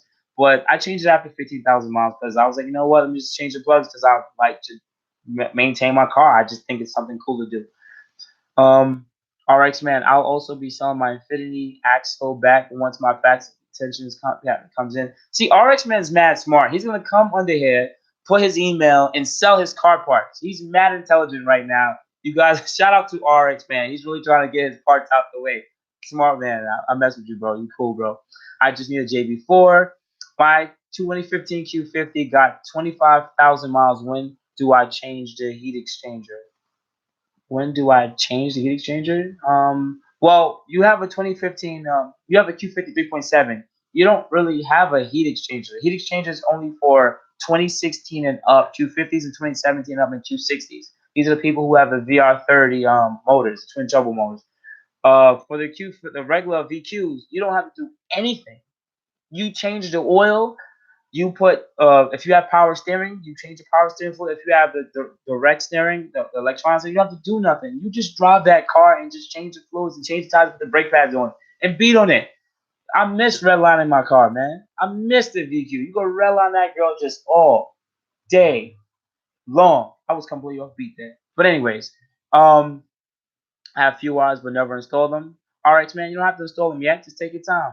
Whenever you're ready. It's gonna change with the car, it's gonna feel a bit different in performance, but unless you're gonna be rocking E85 and 93 or 91 all the time, you don't really need fuel wires if you're rocking 93. I really wouldn't do it. Bluetooth Connect don't need fuel wires. Or just even see look, what's the taco? Wait. What the taco are you tacoing about? Okay, Lopez, I'm confused about the taco thing. I'm very confused about that. So you have to explain yourself a little differently there because I don't know what kind of tacos you're talking about here. Boost, thank you for the BARUM Bavarius recommendation. Those tires are great. Shout out to Rico. I appreciate you very much. Some of my old videos, I've actually installed a lot of parts in my car, on my car from my older videos. So if you guys are new to the channel, go check out some of my older content.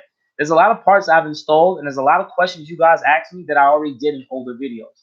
But he's speaking about the tires I purchased for my car. It's called BARUM Bavarius 3HMs. These are like a cheap ultra high performance tires. These tires are great. I looked at the reviews and I said, you know what? I'm not gonna go buy Michelin because I'm not a Michelin guy. I don't have Michelin money. But I was looking for a high performance tire that was speed rated really high, that was all season. And BARUM Bavarius was one of the quietest ones. Good, decent performance, good mileage, and it was XL, extra load. So every tire could actually take more weight per corner. That means that you're more repeat. I'm not gonna sit there and say this stuff 100% fact, but when I used to work for BJ's Wholesale Club and when I was trained by Mission, we spoke about the extra load. Extra load allows you to have more weight per tire. So it actually, if you translate that, that means you'll be more less prone to blowouts and any impact damage. Not saying it's going to be invincible, no. But if you put like a load rating of like 98 versus 110, that could be almost 1,000 pounds of difference per tire. That's insane. So they have an extra load, and I live in Brooklyn, New York. As of right now, I did about 10,000 miles on those tires. There's potholes everywhere. I've driven to Virginia. I've driven to Canada. I went to racetrack. I did a lot of miles on those tires. I hit a lot of potholes. Not one bent wheel and not one pop blown out tire. And I still have a spare one. So thank you. BARUM Bavarius tires. They're really great. Love them tires. All right, I'm sorry that I got a little bit into that. How do you feel about the Q50 hybrid? I think it's rated at 360. I like the Q50 hybrid. Positive. Here's 1, gas mileage. 2, gas mileage. 3, gas mileage. That's why I like it, honestly. What I dislike about the Q50 hybrid, 1, the auto off and auto stop feature. You can't turn it off. So every time you come to a stoplight, the car's going to turn off for you. Freaking hate that. That's 1. Number 2, you lose trunk space. So because of the battery, whatever the case might be, you lose trunk space. So it becomes a lot less shallow, and you lose a lot of back room. 3, no more folding seats. You can't fold down the rear seats. So those are the top 3 things I dislike about the hybrid. But the positive is gas mileage. That's honestly it. If it was up to me and I was gonna get a hybrid, I would just get it and bag it and put it on luxury wheels, because performance-wise, I think it's pretty quick for pretty much a hybrid car. You can do like a little bit of exhaust mods, on put high flow caps on it with an exhaust and intakes, have it looking shiny, have it looking good. Get some sport calipers, paddle shifters, and all that. But otherwise than that, yeah, gas mileage, gas mileage, gas mileage. I think it's a great car. And longevity wise, I haven't heard about the battery dying yet on them, the 2014s, and we're in 2019 now. So yeah, those batteries have been lasting pretty long. So, but I know when that battery goes out, it's probably going to be expensive. So that's the only other negative I would believe about it, longevity wise. All right. Okay, you guys are really trying to sell parts over here. Okay, y'all trying to make some little money on the side. What about me? Can I make some money? Shoot. Oh, shout out to somebody that just dropped me some money. I don't even know who it was. Yeah, thank you, RX man. I appreciate you very much, man. Appreciate you, man. Thanks again, Kevin, man. I appreciate you guys. You guys don't even have to donate to me, but I do appreciate it because I do answer a lot of you guys' questions on IG. You guys, I be getting emails, man. But anyways, I want to get back to you guys' questions because I know you guys are watching. All right, I went with Brandon for mines. If that's who you're talking about, I was gonna do AMS, but some complications came up, so I went elsewhere. I'm sure AMS is good though. Yes, you're correct. Add extra. Brandon is a good tuner from what I've been told, but he's also a new tuner. I hope he don't just take it the wrong way. He's still a new tuner, so I want to see his results. I only see one or two guys that I know that was tuned by him that went to the track, and he might one of them might watch this video right now. I still think that the track is on a slope, so not saying that the guy doesn't have good times. It's just that when you're on a slope, you will gain your car be a little quicker than you will really think it will be. But at the end of the day, shout out to Brendan. I still think he's doing a great job out there. Shout out to Monsef. He's now starting to tune VR30 cars. He's originally a VQ guy from Maxima Day. Shout out to him. I can't wait for him to get into tuning these cars because I think he's one of the mad scientists too. So shout out to him. All right. We see Brandon Who, RX, blah blah blah. Just join the Q50 Q60 group on Facebook. You'll find out who Brandon is. He's in there. At Mario's, what are your numbers from map 6 when you were at the raceway? All right, Mario's. My peaks were at 9 psi plus over, and I tapered to 7. But I was also on lower downpipes. I also was on E30. So yes. Now you guys are gonna be like, well, and I also had a heat exchanger too. So I had all that stuff on the car. Well, I actually did not have it. Wait, did I have a heat exchanger? I'm actually sitting there thinking right now, did I have a heat exchanger?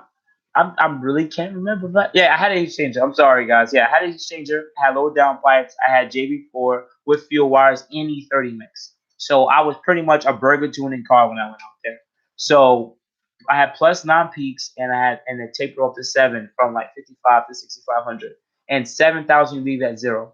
Now that you guys are watching this part, Redsport guys, do not put plus 9 in. Do not put plus 8. Do not put plus 7. Please don't go past plus 6. Okay?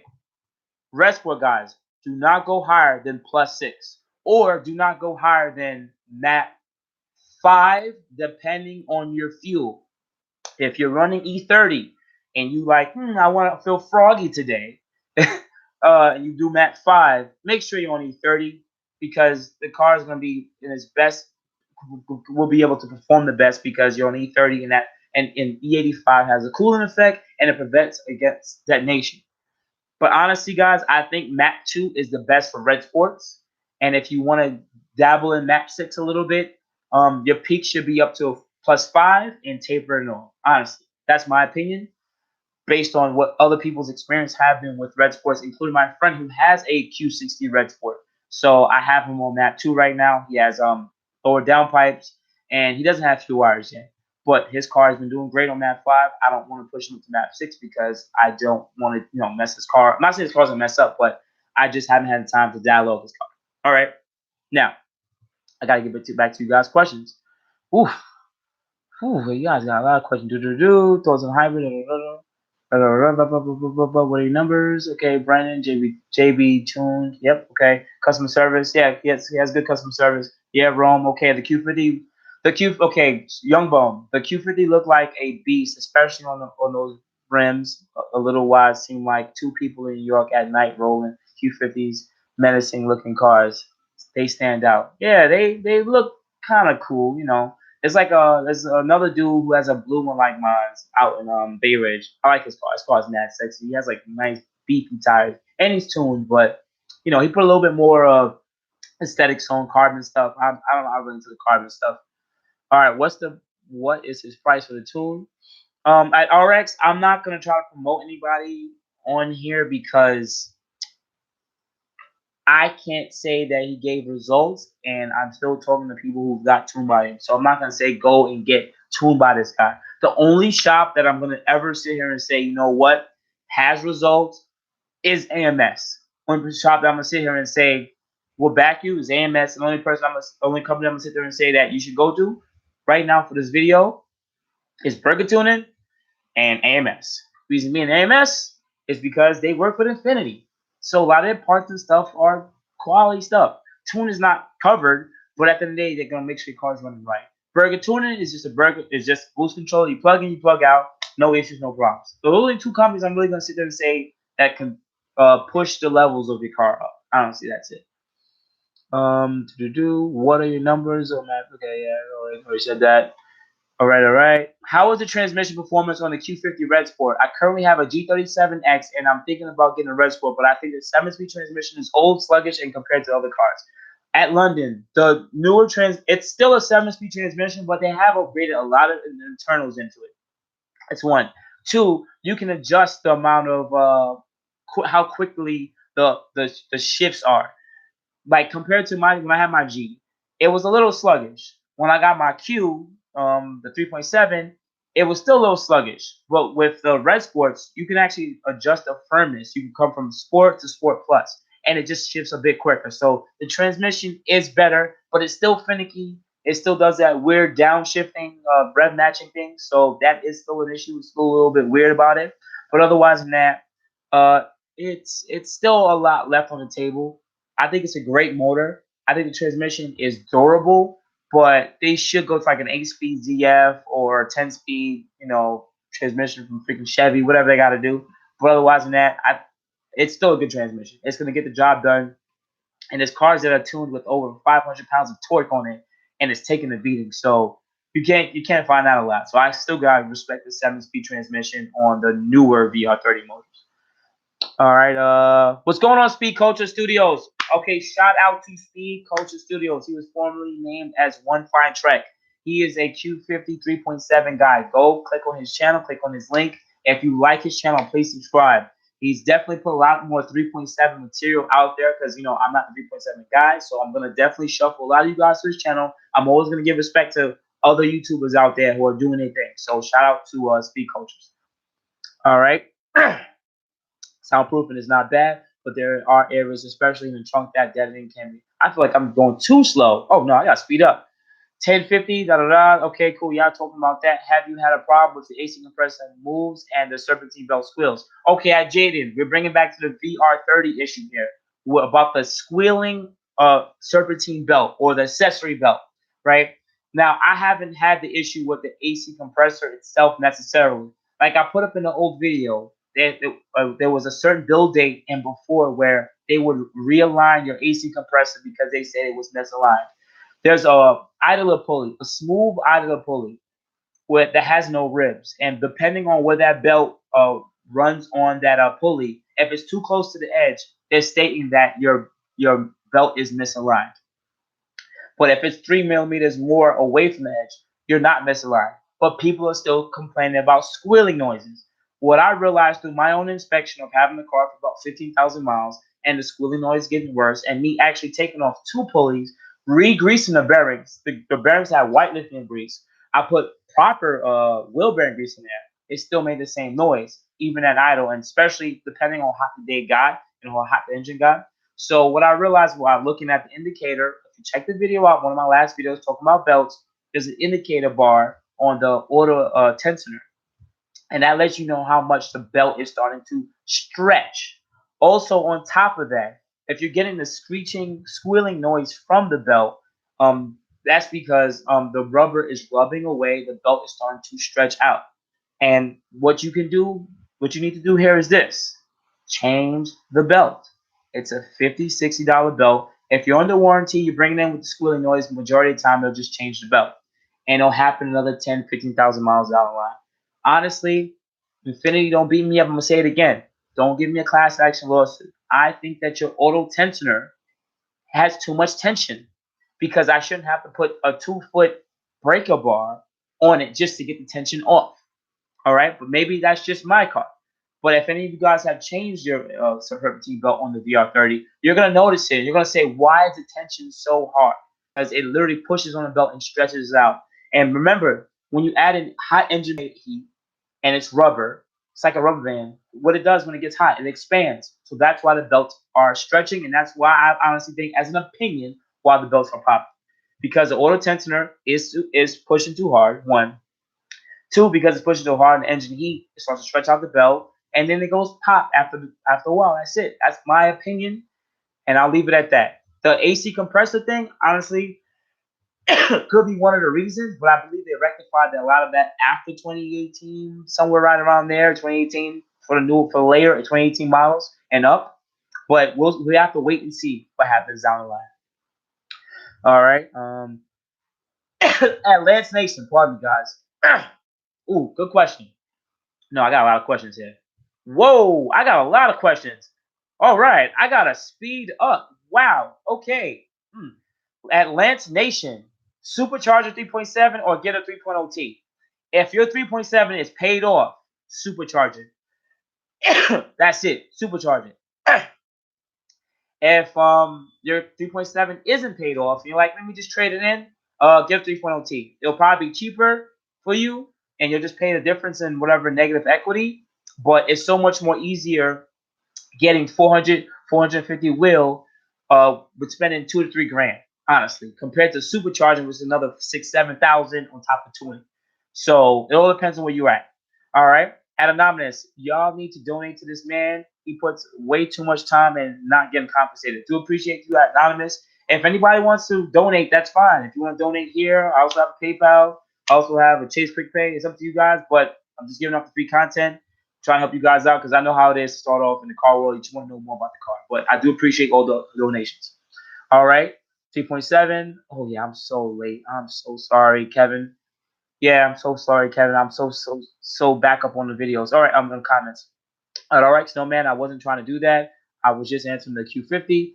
All right, Clarence retracted his comment. Kevin, yeah, hey, Boost. One last thing. I have an Nvidia CATBACK exhaust and AFE intakes. Should I tune or not?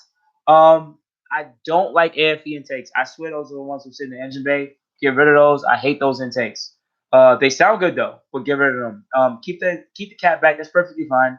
And if you want to get a tune, why not? Get a tune. Your car's gonna run right. It's gonna run best, and you're gonna feel the difference. You're gonna come from 280 horses to the wheels to about 200 and up to about 320 wheel horses. That's about 30 to 40 wheel horsepower gain. That's good. It makes a difference, and it makes sure the car's running right. At Clarence, thanks again for the information. All right, left, right. Should I purchase a Q50 3.0? Left, right. It's up to you. Take your time out. Research the car a bit more. If you've been watching this long enough, you've been watching a few of my videos. The car is a pretty reliable car. It's back on some of the tech when it comes to infotainment. And if you have a 3.0 T, yes, a few of them do have this belt issue, but the belt issue is only a $50 belt. It's not like a 335i when you have to replace a water pump. You know what I'm trying to say? So it's something that you spend $50 every 15,000 miles.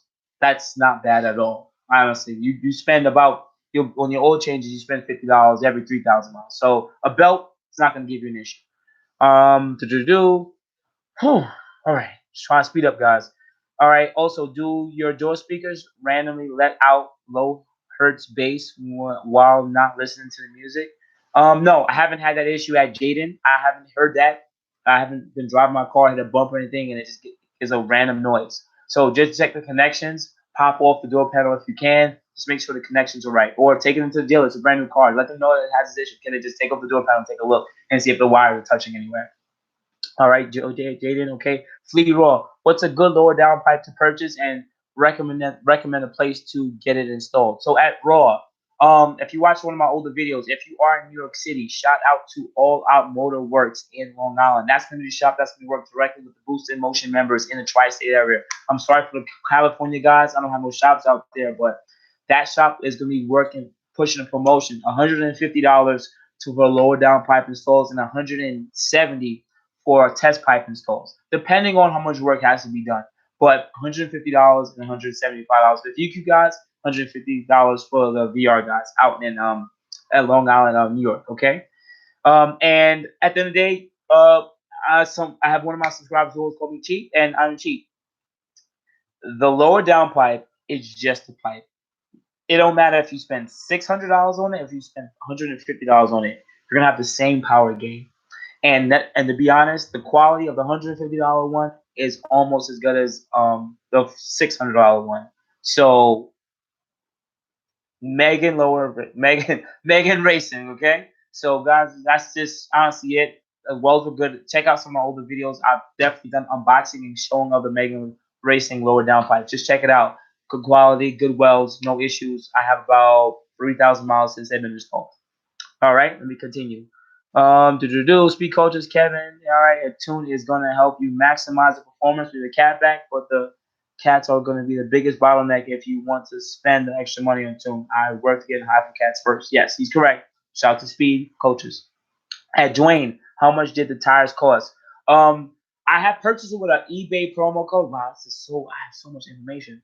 He's speaking about the BARUM Bavarious tires that I have on my car. Check out one of my old videos about installing these ultra high performance tires, all season tires, and they are about I think 110 a tire.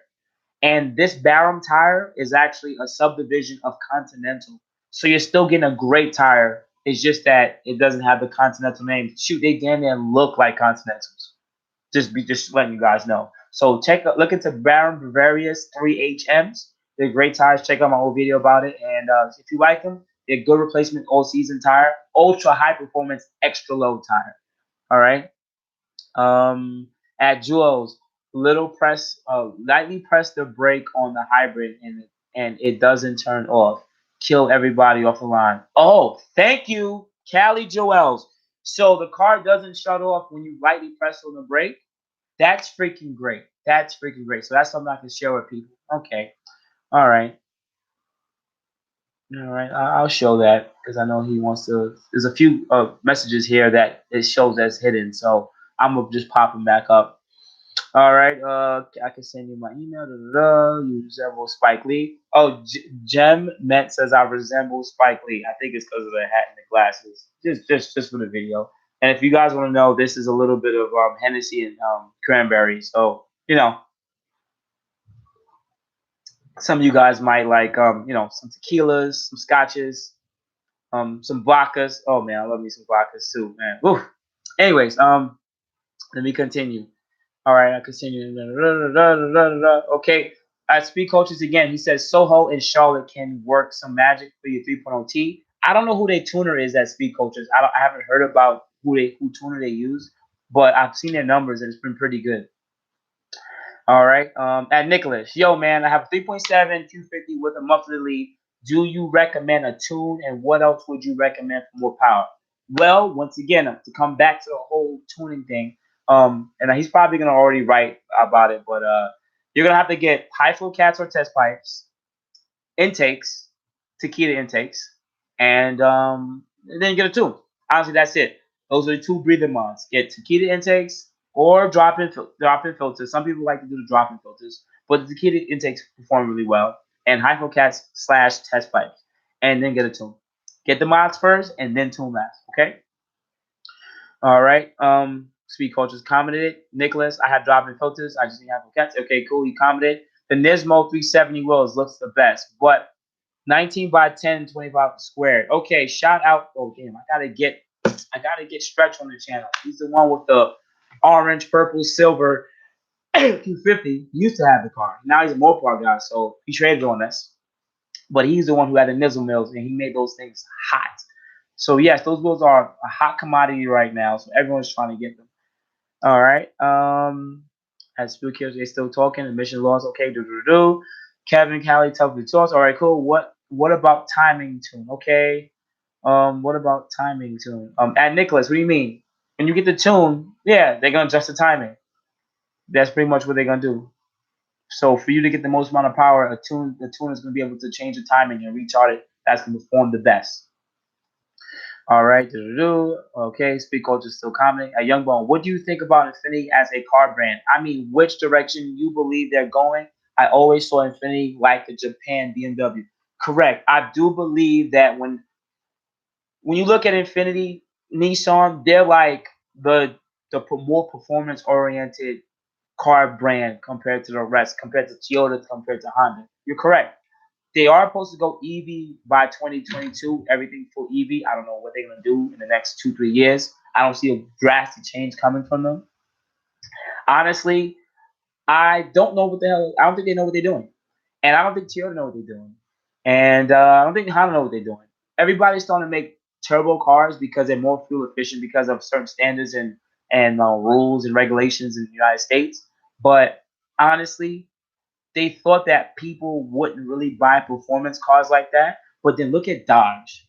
People are buying Hellcats. They're buying 6.4 Scat Packs like crazy. People are still buying cars that use a lot of gas at $4 a gallon. Because you know what? People like to drive their freaking car no matter what. Now, people are buying less cars nowadays. They're buying crossovers. So I would believe Infiniti would probably only keep like the Q50. I would be surprised if they get rid of the Q70 M37 because they don't. Not a lot of people buy those cars.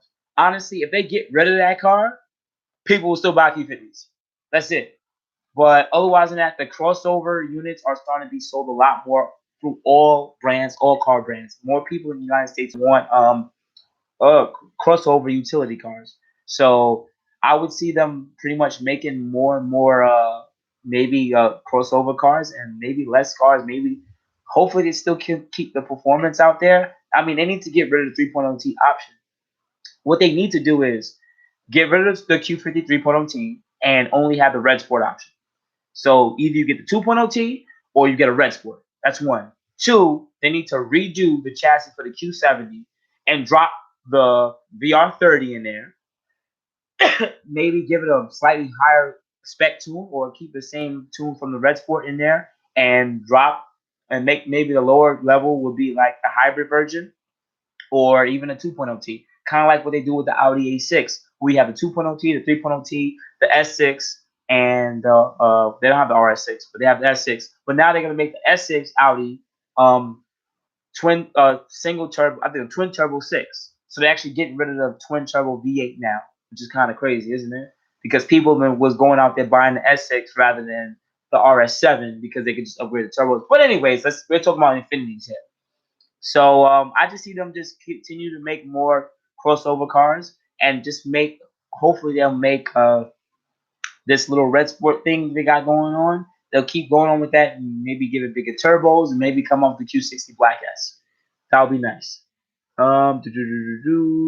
Awesome speed coaches. Yeah, man. Shout out to speed coaches. He's answering everybody's questions. Go follow his channel, man. I gotta respect the dude. He hit me up a long time ago, like, yo, I like your channel. I want to start up mine.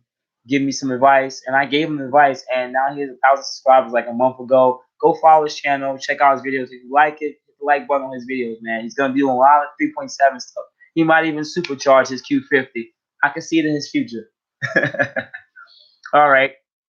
Upstate says trans acts way better after an AMS tune. Yes. So guys, when you get tuned, usually when you get tuned on your 3.7 and or your VR30, they can actually make certain modifications to your car that they can change the torque tables, that the transmission will just act a little bit more differently and react a little bit more differently. So yes, a tune can alleviate some of this transmission slippage or readiness, as you would say. That's what I'm gonna leave it there. I haven't got a tune yet to experience. So, but from what everyone's telling me, it definitely does change the driving feel of transmission. Excuse me, guys. Apologize about that. All right, what's going on, Gold Star? How are you? Hi. OD, I had to subscribe to Speed Culture because I have a, of course. Yo, Boost, what are your opinions on force induction for the 3.7? Well, I know some people probably already answered it, but why not? It's just that it's expensive. Honestly, you know what I hate about the Infiniti Nissan world? There's only one personality or one company, I think two now, that makes superchargers or some kind of force induction. But if you go get a Mustang, you could get a blower for like $3,500. A freaking blower. And I'm talking about a big blower. Like we get a little tiny blower. They get a big blower. It's like they don't care about our cars, but they get a blower for like $3,500. We got to spend like double that price just for a 3.7. But that's what happens. when there's only one company really making blowers for our cars. But yes, you can definitely go with a blower and to get the car tuned. It'll be fast. It'll be pretty reliable. There's plenty of people out here who have supercharged 3.7s from their 370Z, 237, Q50, and other makes and models, and the car runs right. So also shout out to Soho Motorsports. They've definitely been doing their due diligence on upgrading to an air-to-air heat exchanger intercoolers for their blowers for the 3.7. So I think they're doing a great job at trying to pioneer to put the 3.7 on the next level when it goes for force induction.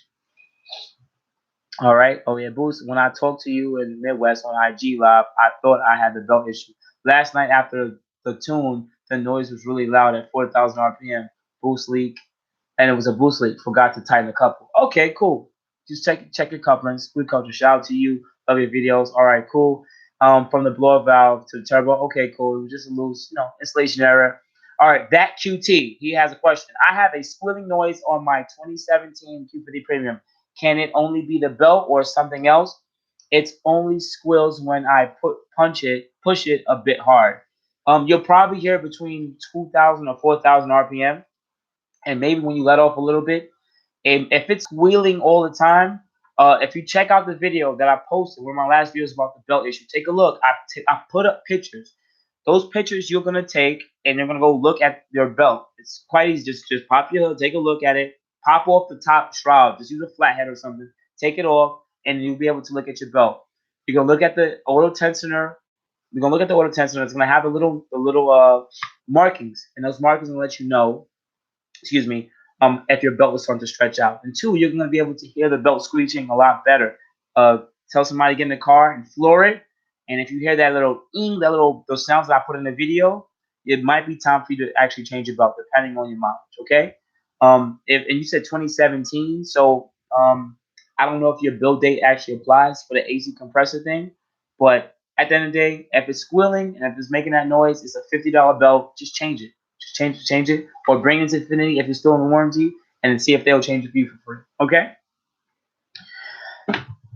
Which is the fastest on the 1/8 mile supercharged 3.0?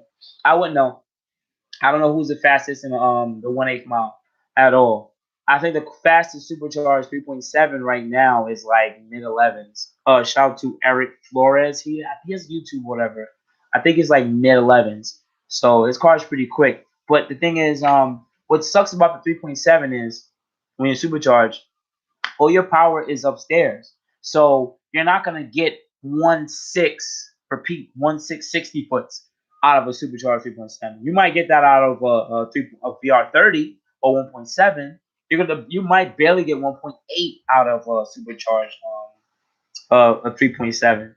So I'm not, but that's just what it is. Honestly, that's usually the determining factor how quick are your 60 foot's gonna be, because he has like 550 wheel horses or whatever the case might be, or maybe even more than that.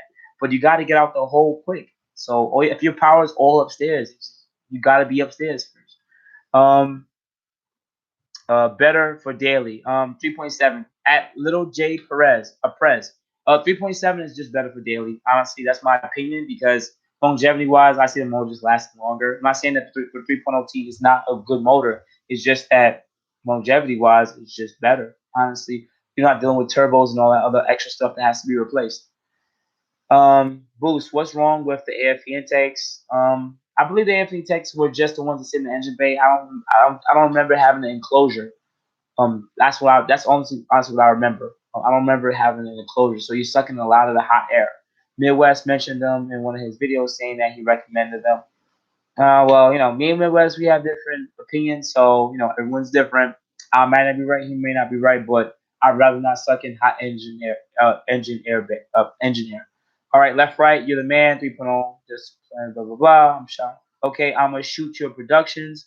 Intro out now on YouTube. Shot by I'm gonna shoot you productions. Okay, I'm gonna shoot you productions. Shout out. What's going on? Aquastar. Hey, what's going on? What I'm gonna shoot you productions. I see that you're trying to promote your stuff here. I don't know what you're trying to do, so I'm not gonna put that up.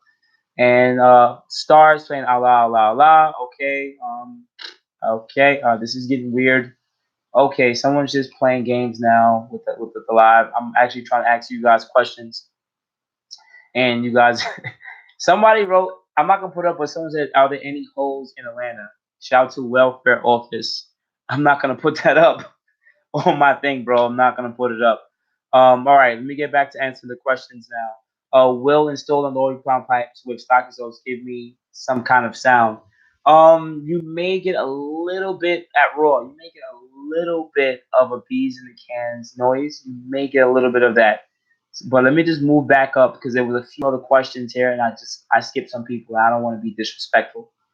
All right. And there's a lot of people who wrote a lot of crap. Okay. At Nicholas, left, right, do okay, da da da. At Darian, sub boost, I live in Queens. When can I get a tune? When, where, or when can I get a tune from 50.7? In Queens, you have a few people. You have Rad, Real Auto Dynamics. They work quite well with the up rev. So you can check out Rad. I believe Vinny 10 also tunes with up rev too. You can check them out. Okay, at Clarence, what do you think about Concept X Performance? They do Dyno Tune. I don't know who Concept X is, so I can't recommend them, and I have heard nothing about them. Sorry, Clarence. All right, good chat, my guy. I'm out. Appreciate you, Carlton, very much. All right, let me fast forward. Yes, so back to lower down pipes at Raw. Yes, if you put lower down pipes on stock exhaust, you maybe get a tiny bit of a. It might be a little louder, but not much, and you might get a little bit of that bees in the can sound, but it won't be that bad. So it'll be a little bit louder, but nothing uncomfortable. Okay. Okay. Speed coach is still commenting. All right, cool. Well, what exactly does a tune do to your engine? I have an idea of what it does, but I want to know a little more and get a good understanding. Okay, at Raw. Okay, a tune is pretty much you have different softwares, right? Think about like Apple iOS, whatever the case may be, the running program, right, or Android. That's the running program. They'll pretty much hack into the ECU. That's the engine control management that pretty much runs the car, timing, fuel, all that stuff to make the car run properly, right? Performance. And they pretty much hack into it and they change up a few of the parameters. They change up the timing. Timing is when when the spark ignites the fuel and air mixture, and that usually gives you the power that you get. Depending on how early or how late the spark ignites, actually determines how much power you gain. So if it ignites too early, you could actually have a lot less power because you want all the fuel and air to combust, and that usually gives you the most amount of power. If it lights too late, then it's not going to burn up all the fuel in the combustion chamber, which means you're going to also use a less amount of power. So when you adjust the timing, if you get the timing correct, top dead center, look up top dead center TDC. You'll get the most amount of power for the amount of fuel that you run it at, depending on how much the RPM is. And there's also a few other things that they get into, like cam phasers and everything else like that. But it's mainly just when it deals with timing. So for you to get the most performance out of your car, depending on the fuel and octane and timing, yes, a tune will give you that yield of performance. So that's why people go to tuners. I hope I gave you a good understanding about that, guys. I hope. Ooh, I have a little bit of a sore throat. I'm gonna give you guys 10 more minutes because I've been talking for 2 hours and I do have a sore throat. So I'm gonna try my best to catch up with a lot of the questions. So I do apologize if my voice sounds very, very hoarse. All right. All right. So we appreciate that. What exactly? Okay. Takeda or Stillen? Sean asks Takeda or Stillen. If it's for the 3.7 G37 370Zs, I would get Stillen and Takeda because they both come to the front of the car, behind the grill, in front of the radiator. If it's for the 3.0T, if it's for the Q50 3.7, I would only get Takeda. If it's for the VR30, if it's for the VR30, wait, hold on. To be honest, if it's for the VR30, I believe Takeda came out with. I could be wrong. I believe Takeda came out with a new intake that's designed similar to AMS. So, guys, definitely check that one out. Like, definitely check that one out. If that came out, definitely check that one out. It's supposed to have the same enclosure, but there's no dyno graphs or anything on it. So, definitely check that one out. But I wouldn't get the Stillen intakes for the VR30. They definitely have hiccup issues, and everybody had problems with it. So don't get that for the VR30. All right. Whew. Okay. All right, what is that? Okay, glad subscribe, man. You're a real man. I'm from Long Island, but I moved to Delaware. Next time I'm up there, shout you out, meet up, drool over each other. Yeah. All right, shout out to Nicholas. Appreciate you. All right, Romy, damn, bro, you've been going on since 6 p.m. You're the gift to the VQ Nation. Yeah, I appreciate that, man. I'm out here answering people's questions because it's easier for you guys to answer you guys in a live chat than to get so much DMs on Instagram or my Facebook because it's a lot. Like I have a day job, yo. It's a lot. I try to get back to some of you guys' questions, and some of you guys' questions I already made videos about. So if you do have a question, sometimes sometimes these questions are easy. So it's like, all right, cool, boom, boom, boom, 1, 2, 3. But there's some questions y'all get into detail with, and I'm just like, dude, I got a video, like a whole video. It has all the answers, and I can't type the answers. But let me just keep going. But shout out to Rome. All right, so Ganik D, Connect D, Gen Kai D. Sorry, apologize. Hybrids are not no mod friendly, huh?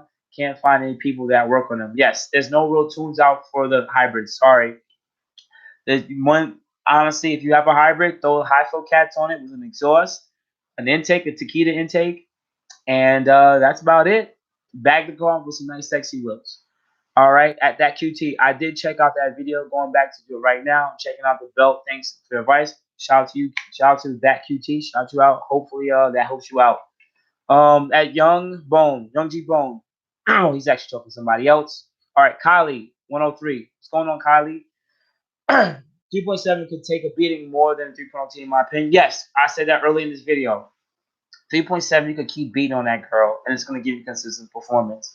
But 3.0T, if you keep beating on it, it's going to keep getting slower because you're going to heat soak because it is hot, the heat exchanger. 2, your oil temps are going to get really high. Not to the point the motor blows anything. It's just that the car is going to sense that the oil temps are high. It's going to sense that the heat exchanger temps are high, and it's going to pretty much. At one point, my car actually went into fail-safe.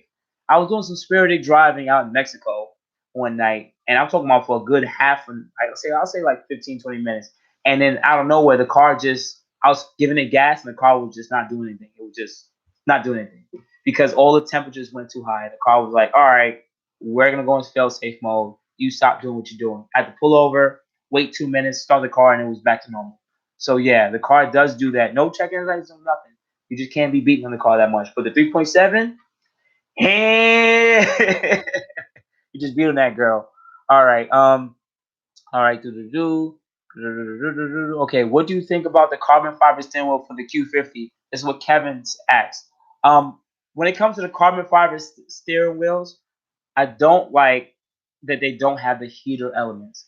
I live in New York in the upper states. There's no heater element, but I think they look good. They look great. So for the 2014 and up Q50s and with Q50s, I think they're nice. They just don't have the heated element. And for the 2018 and up, I don't think there's any real manufacturers for them yet. At least you still have to have the paddle shifters on the steering, which is kind of weird. So I haven't seen like a reliable steering wheel for the 2018s and up or the 2017 and up Q60s yet. So, but honestly, there's no heated element, so I haven't purchased it. I would have definitely purchased it before because I think they look great, and I think it will go great with my carbon fiber package. But there's no heated element, so I don't want to grab a cold steering wheel in the winter. Excuse me, guys. All right. Need info on a good tune shop in NYC at TYR 180. Honestly, dude, if you're 3.7, I would go to Rad because that's one of the most popular places that people go for 3.7 life. For 3.0T, they actually do tune 3.0Ts, but I haven't heard anybody come out their shop with good numbers or I'm looking like, wow, that car performed. Haven't really seen anything come from their shop.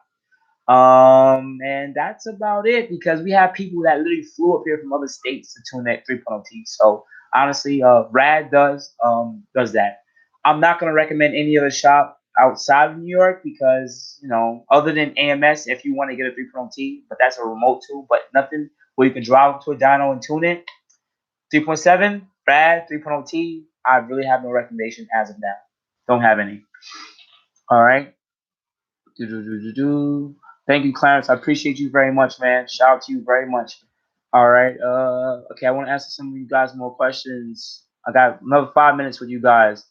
All right, Clarence, what could I do to get a better ride for my Q50 bump and pothole on the road? Okay, to be honest, you're gonna have to go with a taller tire. I came first thing, if you're still on stock run flats, they suck. Okay, whatever tire you have on there, I don't know if you have the 17-inch wheels or 19-inch wheels or maybe 18-inch wheels, but you want to go with a slightly taller tire. So if you're like if you have a 19-inch wheel and it's like a 245 40 over to 255 40 19. If you have the 18-inch wheels, I believe that's 225/50. Go with like a 235/50. If you have the you have 220/50 on the 18-inch wheel, and I think you have a 225/55 on the 17-inch wheel. Apologize, I cannot remember the tire size for 17-inch. I think it's a 225/55 or 17. Just go with a go like a 235/55, and that would just give you a bit more cushion. Honestly though, those run flats suck. If you have low profile tires, they suck. There's not much you can really do for the suspension. Like you really can't do much for the suspension. If you have a really high mileage, if you have a really high mileage Q50, we have 60, 70,000 miles, it might be time to just change out the struts. You know, this might be time. You don't know unless you have the car from new, but might be time to change out the struts after 60,000 miles. So if you know you're gonna keep the car for a while, just change out the struts. Oh, shout out to Upstate Ace, man. I appreciate you very much, man. Yeah, thank you, man. Thank you. Oh, every little helps. You guys don't have to donate to me, but if you would like to, I do appreciate you guys very much. Thank you very much. Yeah, I gotta answer some more questions here. All right, but at Clarence, there's really not much you could do for the whole strut situation. Just go with a different tire. It'll change the feel of the car way much. I'm telling you. And saying way much doesn't even make sense. But it'll definitely change the whole ride. When I came from my run flats to the BARUM tires, totally big difference. For my last car, when I had switched my last car, I went with aftermarket wheels, but I had definitely got rid of those run flats, and I went with Continental tires, and I think I had Goodyear tires, and they perform way better and they felt way better. So sometimes it's just the brand of the tire that you use, but also if you have low profile tires, it's definitely going to give you a crappy ride comfort. All right, at Static. Sorry, man. I'm sorry if I have you guys waiting to answer questions. But at G37 All-Wheel Drive 2013, I recently put a 19-inch rims. I wanted to drop the car a little just to cover the gap. What's the best springs or coilovers for your car? When I had a G, I had put on BC Racing coilovers. Honestly, I've only messed with BC Racing coilovers. I've had MEGENs too. So I'm gonna shout out MEGENs in this video too. So if you guys see MEGEN Racing coilovers out there, and I would recommend them too because I believe they're really great. Most of these coilovers are made in the same places. Only thing they do is just color the suspension components different, and depending on how cheap they are, they use different components with a cheaper material. But MEGEN Racing, I gotta say, it's up to the quality of BC Racing. So if you see BC Racing out there, go with BC Racing. I think they were great. If it's only a price of $50, just do it. All right. But MEGEN Racing, sorry. But BC Racing coilovers are also good too. So that's my recommendation. Springs, don't do springs. Do not do springs. Do not do springs. Do not do springs in your G because you're gonna hate the ride comfort after a while, and you're gonna spend a lot of money and labor just to put the springs in the strut when you could have just replaced the whole strut two. So just spend the extra money to have the ride comfort. Coilovers ride way better than stock struts and springs. I just want you guys to know that. All that little if you feel all that body roll you drive when you make turns that comes from stock struts, coilovers get rid of that. Springs do not. It does help with lowering the center of gravity of the car, but at the end of the day, the struts can only but do so much. So this is why you have to get racing suspension. All right, guys. All right. Wow. All right. All right. Where to click and send them? Oh, thank you, Clarence. Yeah. All right. Static. Okay. Cool. Boost. I've been hearing that clicking sound when I slowly brake and turn the steering wheel on low speeds. Would it be from the sway bar end links? I wouldn't know. I haven't had that issue, Kevin. So the best I can tell you is take it to a mechanic or anybody know to just check to see if there's any play in any of stuff because at the end of the day, if you are having any of these issues, any of these clicking noises, whatever the case might be, especially inspect the components, look at the bushings. It's only if you guys actually work on your car. Take a look at a lot of bushings, bore joint, see if any of the grease is leaking out. Any of that stuff, there's any of these telltale problems that you'll see, and they'll kind of tell you where you're having a problem. But turning, you can get a clicking noise if you're too low to the ground. That could come from the tie rod ends. That could come from the sway bar and links. And it can come from the, that's about it. At the most, it could probably come from a drive shaft, half shafts in the front or the rear. But otherwise than that, it all depends on how slammed you are to the ground. But if it's just a clicking noise, just take a look at your suspension components. Take it up, put it on a lift, and have someone take a look at it. At Glenn Davis, Q50s are really dope. I have a 2018 3.0T JB1 now. I have a ZL1, but still love the Qs. Oh, shout out to you, Chevy dude over here, liking Q50s. I feel honored. Okay. I think you. I mean, the JB1 is nice, but you can run a little bit more boost, right? I'm just saying, like, if you get the Bluetooth or whatever, you can be able to run more boost. You can run to like 8 psi on your 3.0T, not your Redsport, your 3.0T. So you can get close to 400 wheels. So you're still leaving a lot of performance on the table. I just want you to know that, because the JB1 just gives you that +3. You go up to +8. But anyways, at Kevin, pads are still new. Okay. Wow. Shout out to Static. Wow, Static. You didn't even have to give me that. Wow. I appreciate that, guys. I really appreciate that. You guys didn't even have to donate to me, but you guys do. I love you guys for that, man. Shout out to Clarence, Upstate, Static. I gotta shout out all you guys. You don't even have to donate to me, but you guys are. Shout out to RX. Shout out to Kevin. He's been in the chat all day with me, just having a conversation. Shout out to Roland. Definitely. Shout out to the kid, Jacob. Like, shout out to all you guys. But let me answer these last few questions, and I'm gonna be out. So wait, hold on. God bless you, Boost. I look forward to the growth of the channel. Good night, everyone. Appreciate you very much, Kali. You have a good night. At Husan, is it possible to get 400 horsepower out of a 3.7? Yes. If you're talking about horsepower, yes. For you to get 300 horsepower, not to the wheels. We're talking about to the crank here, because I talked about it early in the video. Horsepower to the wheels is depending on the drivetrain loss. So to get 400 horsepower at the crank, you're going to have to, matter of fact, let me just break down wheel horsepower again versus crank horsepower. Crank horsepower is how much power the motor makes to the crank and or to the torque converter, right?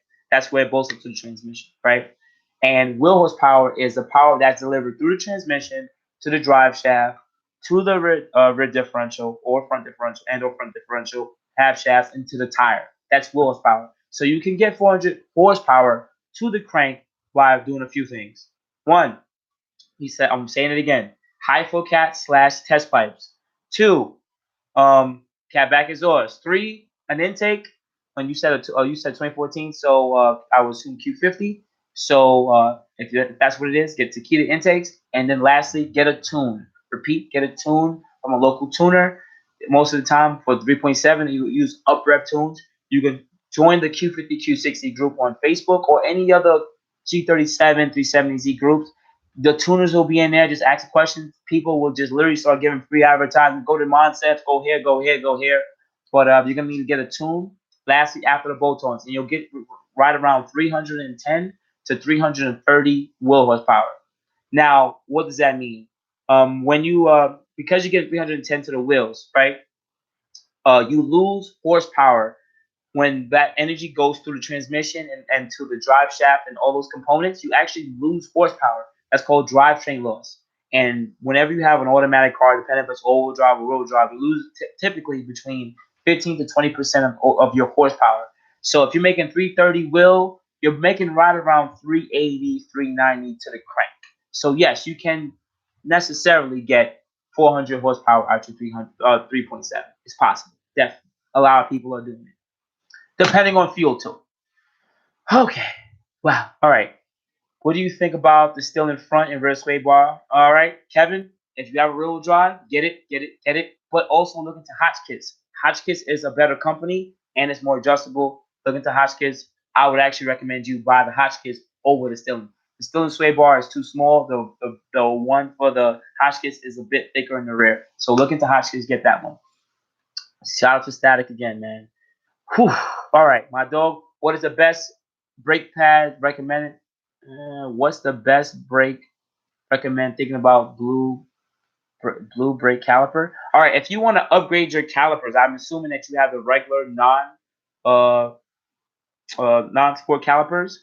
That's a common modification. Most people just upgrade to the calipers, the bigger calipers, because it gives a better look and you get the bigger rotors too, but it's a little expensive. But if you want to upgrade your brake pads and you have a non-sport, or even if you have a sport, look into Hawk 50 brake pads. They perform really well. The brake fade is like not almost non-existent. I definitely took that to the racetrack with me. I drive that as a daily. They are more abrasive, so they will eat up your rotors more and they will dirty your wheels more. So just be careful about that. But at the end of the day, I need consistent performance, and I also have put that video about me changing my brake pads from them because I ate them up, so they last about 8 to 9,000 miles. But I've always had confidence braking with those brake pads. All right, guys. Oh wow, I'm still going. I was supposed to go at 8:30 Eastern time, but you know what? Nobody asking more questions. Let me just knock it off and knock out this last bit of questions. At Ty Blacksman, what's going on? Shout out to you, bro. What's going on, Muhammad? Thought the Burger tuning heat exchanger and MEGEN racing downpipe. Thoughts about? I think you're saying thoughts about the Burger tuning heat exchanger and MEGEN racing. I have it. It works great in my car. Period. No issues. I had a year and a half on my Burger tuning JB4, and the heat exchanger I have about 3 months now. No issues, no problems. And the MEGEN racing I had about a little over under 2 months. No issues. Great. Check out some of my older videos. I put up the quality of it so you can take a look and see visually yourself before you purchase it. Good products. They work well. No issues. All right. All right. Wow. Yeah, just dumping. All right. At Curry, is the cold air intake worth it on 3.7? The only one that's really worth it is the Takeda intakes or drop-in filters from K&N, honestly. But I'd rather get the K&N. The Takeda intakes because they give that nice sound. I like that sound, that intake sound. Even though they kind of enclosed, you still get more of that intake noise. Do I gotta get the JB1 before the JB4? No. But Mendez. No, the JB1 is just a plug it in and forget it type of device. You just plug it in, you forget it. For the JB4, you plug it in and you have preset maps, you have data logging, it could clear check engine lights, it could boost by gear, and a few other features that they are really integrated. So you'll get the JB4 with the Bluetooth and everything. You buy the app, so that's one whole thing. The JB1 you just literally buy. You can still add Bluetooth on the JB1, but you won't have data logging. You won't have preset maps. It will just be watered down and corny. So yeah, I would do the JB4. All right, and Mohammed, would you go for the Alfa Romeo Quadrifoglio over the? Of course, I'll go with. Come on, man! Stop asking me these questions. Of course, I'm gonna go with the Quadrifoglio. It's a high performance car. It's great. It's quite rare, but honestly, at the end of the day, I'm an Infiniti Nissan guy, and that's why I still have the Q50. So at the end of the day, I'm gonna stick with my car. But if I can afford to get that car, I wouldn't even get it. I would still get an M3 or M3 over it, honestly. I mean, exclusivity wise, I understand, but yeah, I'll go with BMW. Now, Blacksman, I just got the Takeda intake from my different sound. Works well. I can fill a little bit of a boost. Blah, blah, blah, blah. Yep, cool. Great intake. All right, just answer the question. He ends up before he sends me. Wow, okay. Can I go straight for the JB4? Yes, of course you can. All right, yeah, I did answer that. Do you know if anyone has added paddle shifters to the Luxe? Yes, this is a good question. He asked if anybody has added power shifters to the Q50. Yes, they are the 2018s and up. The difference is the 2018s and up have the power shifters that's supposed to be on the steering wheel.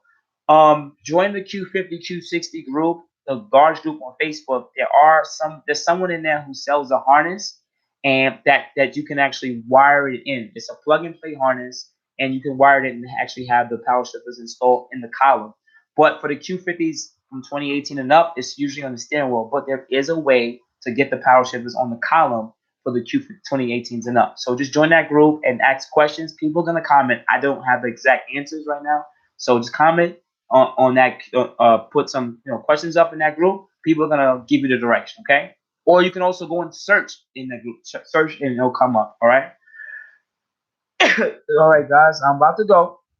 So I just want to answer a few more questions that are here. that are on the thread. So bear with me, guys. I've been going on for 2 hours. Yeah, there's two different. Okay, cool. All right, boo. Okay, cool. Thank you for all the info. Appreciate you. Okay, cool. Thank you, man. Thank you, Kevin. Clarence, appreciate you, man. Appreciate you very much. Mendez, appreciate you very much. Hassan, what kind of horsepower are you getting on those mods? Okay, you guys have conversed on that. Boost, that's great. Hey, Boost, you said you had a premium, but you have some sport features. Did you just ask the dealer to do that, or for my 2015, I had a premium, but they had add-ons to it. Usually the dealers would make these like specific like options. So they pretty much added the 19-inch wheels and the sport bumper. That's all I had on my 2015. And it was just already came that way. It was like a premium plus or whatever. It's whatever they wanted to do. For my 2018, that's when they had made the 3.0T Sport. So I had got the sport. Mine was diluted. I didn't get the BBK, I didn't get the paddle shifters, and I didn't get the added oil cooler.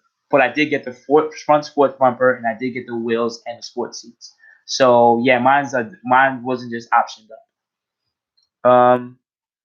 Whew, okay. I want to upgrade my brake system on Q50. What brake system do you suggest, including brake calipers, rollers, and pads? Go with the stock brake pads. The Akabeno calipers.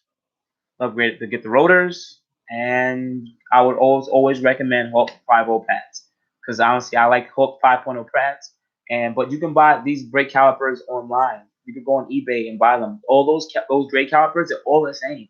They all bolt up, literally all the same. So you don't have to go buy it from a Q50. You could buy it from a G37. You could buy it from a 370Z. They're all the same. All right.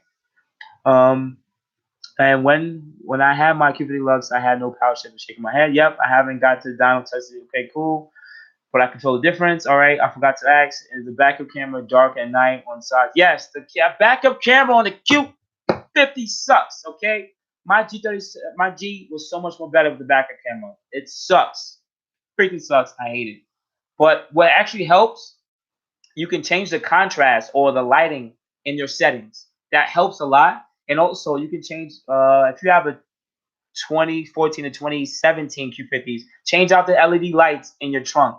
I mean, and the license plate light, the really bright ones, that helps out too. For some reason, it's like an auto brightness. So try that out. I gotta go, guys. I haven't. Okay, cool. Really quick.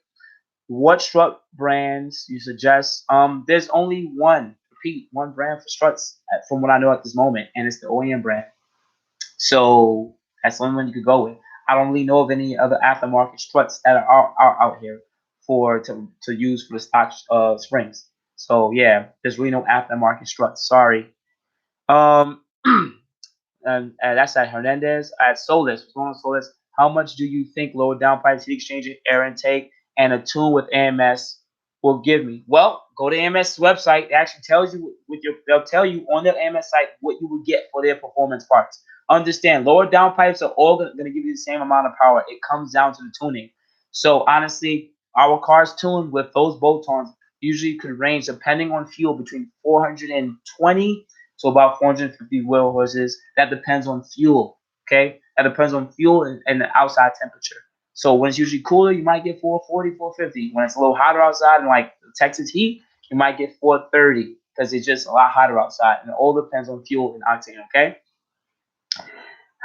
No check engine light. And last question. Okay. I thought it was just me. It'll be fine. Okay, cool. All right, cool. So whew, wow. At 2 hours and 8 minutes, guys, I spent some time with you guys, answering you guys' questions. I do appreciate you very much. I do appreciate everyone that has commented in the thread. I appreciate the guys who started from the start and left in the middle and came back at the end. I appreciate all the people who donated to me. They didn't even have to, send me any money, but I do appreciate that very much. This is Boost in Motion. I want to say to you guys, you can contact me at Boost in Motion on Facebook, Boost in Motion on Instagram. This is why I talk usually my nonsense with you guys, and I could curse.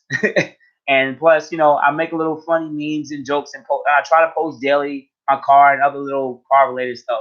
And every Saturday and Sunday now, I post up my followers' cars on Saturday and Sunday. So it's just my way of just giving you back, showing you guys some love, and I really do just at the end I just appreciate you guys. And on Fridays now, I'm trying something new. I taught Fitment Fridays. So pretty much what I do is you guys will just send me your fitment, your specs for your tires and wheels, and I'll just post them up with the picture of your car on Friday. So basically 3 days out of the week, I'm gonna be posting up my followers' cars. So if you can, just send me the DMs on your fitment, your specs, your tire specs and everything on Instagram and a picture of your car, and I'll post it on Fridays, on Fitment Fridays. All right, guys? So otherwise than that, I appreciate you guys very much. If there's any other questions, oh, there's no other questions. So otherwise than that, guys, I appreciate you guys very much. You have a good morning, good afternoon, good night. This is boostinmotion signing out. You guys have an amazing day, night, and afternoon, man. Love you guys so much. I hope I continue to give you guys the content that you want, you need, and there's so much more to do. But see you in the next live stream. Thank you.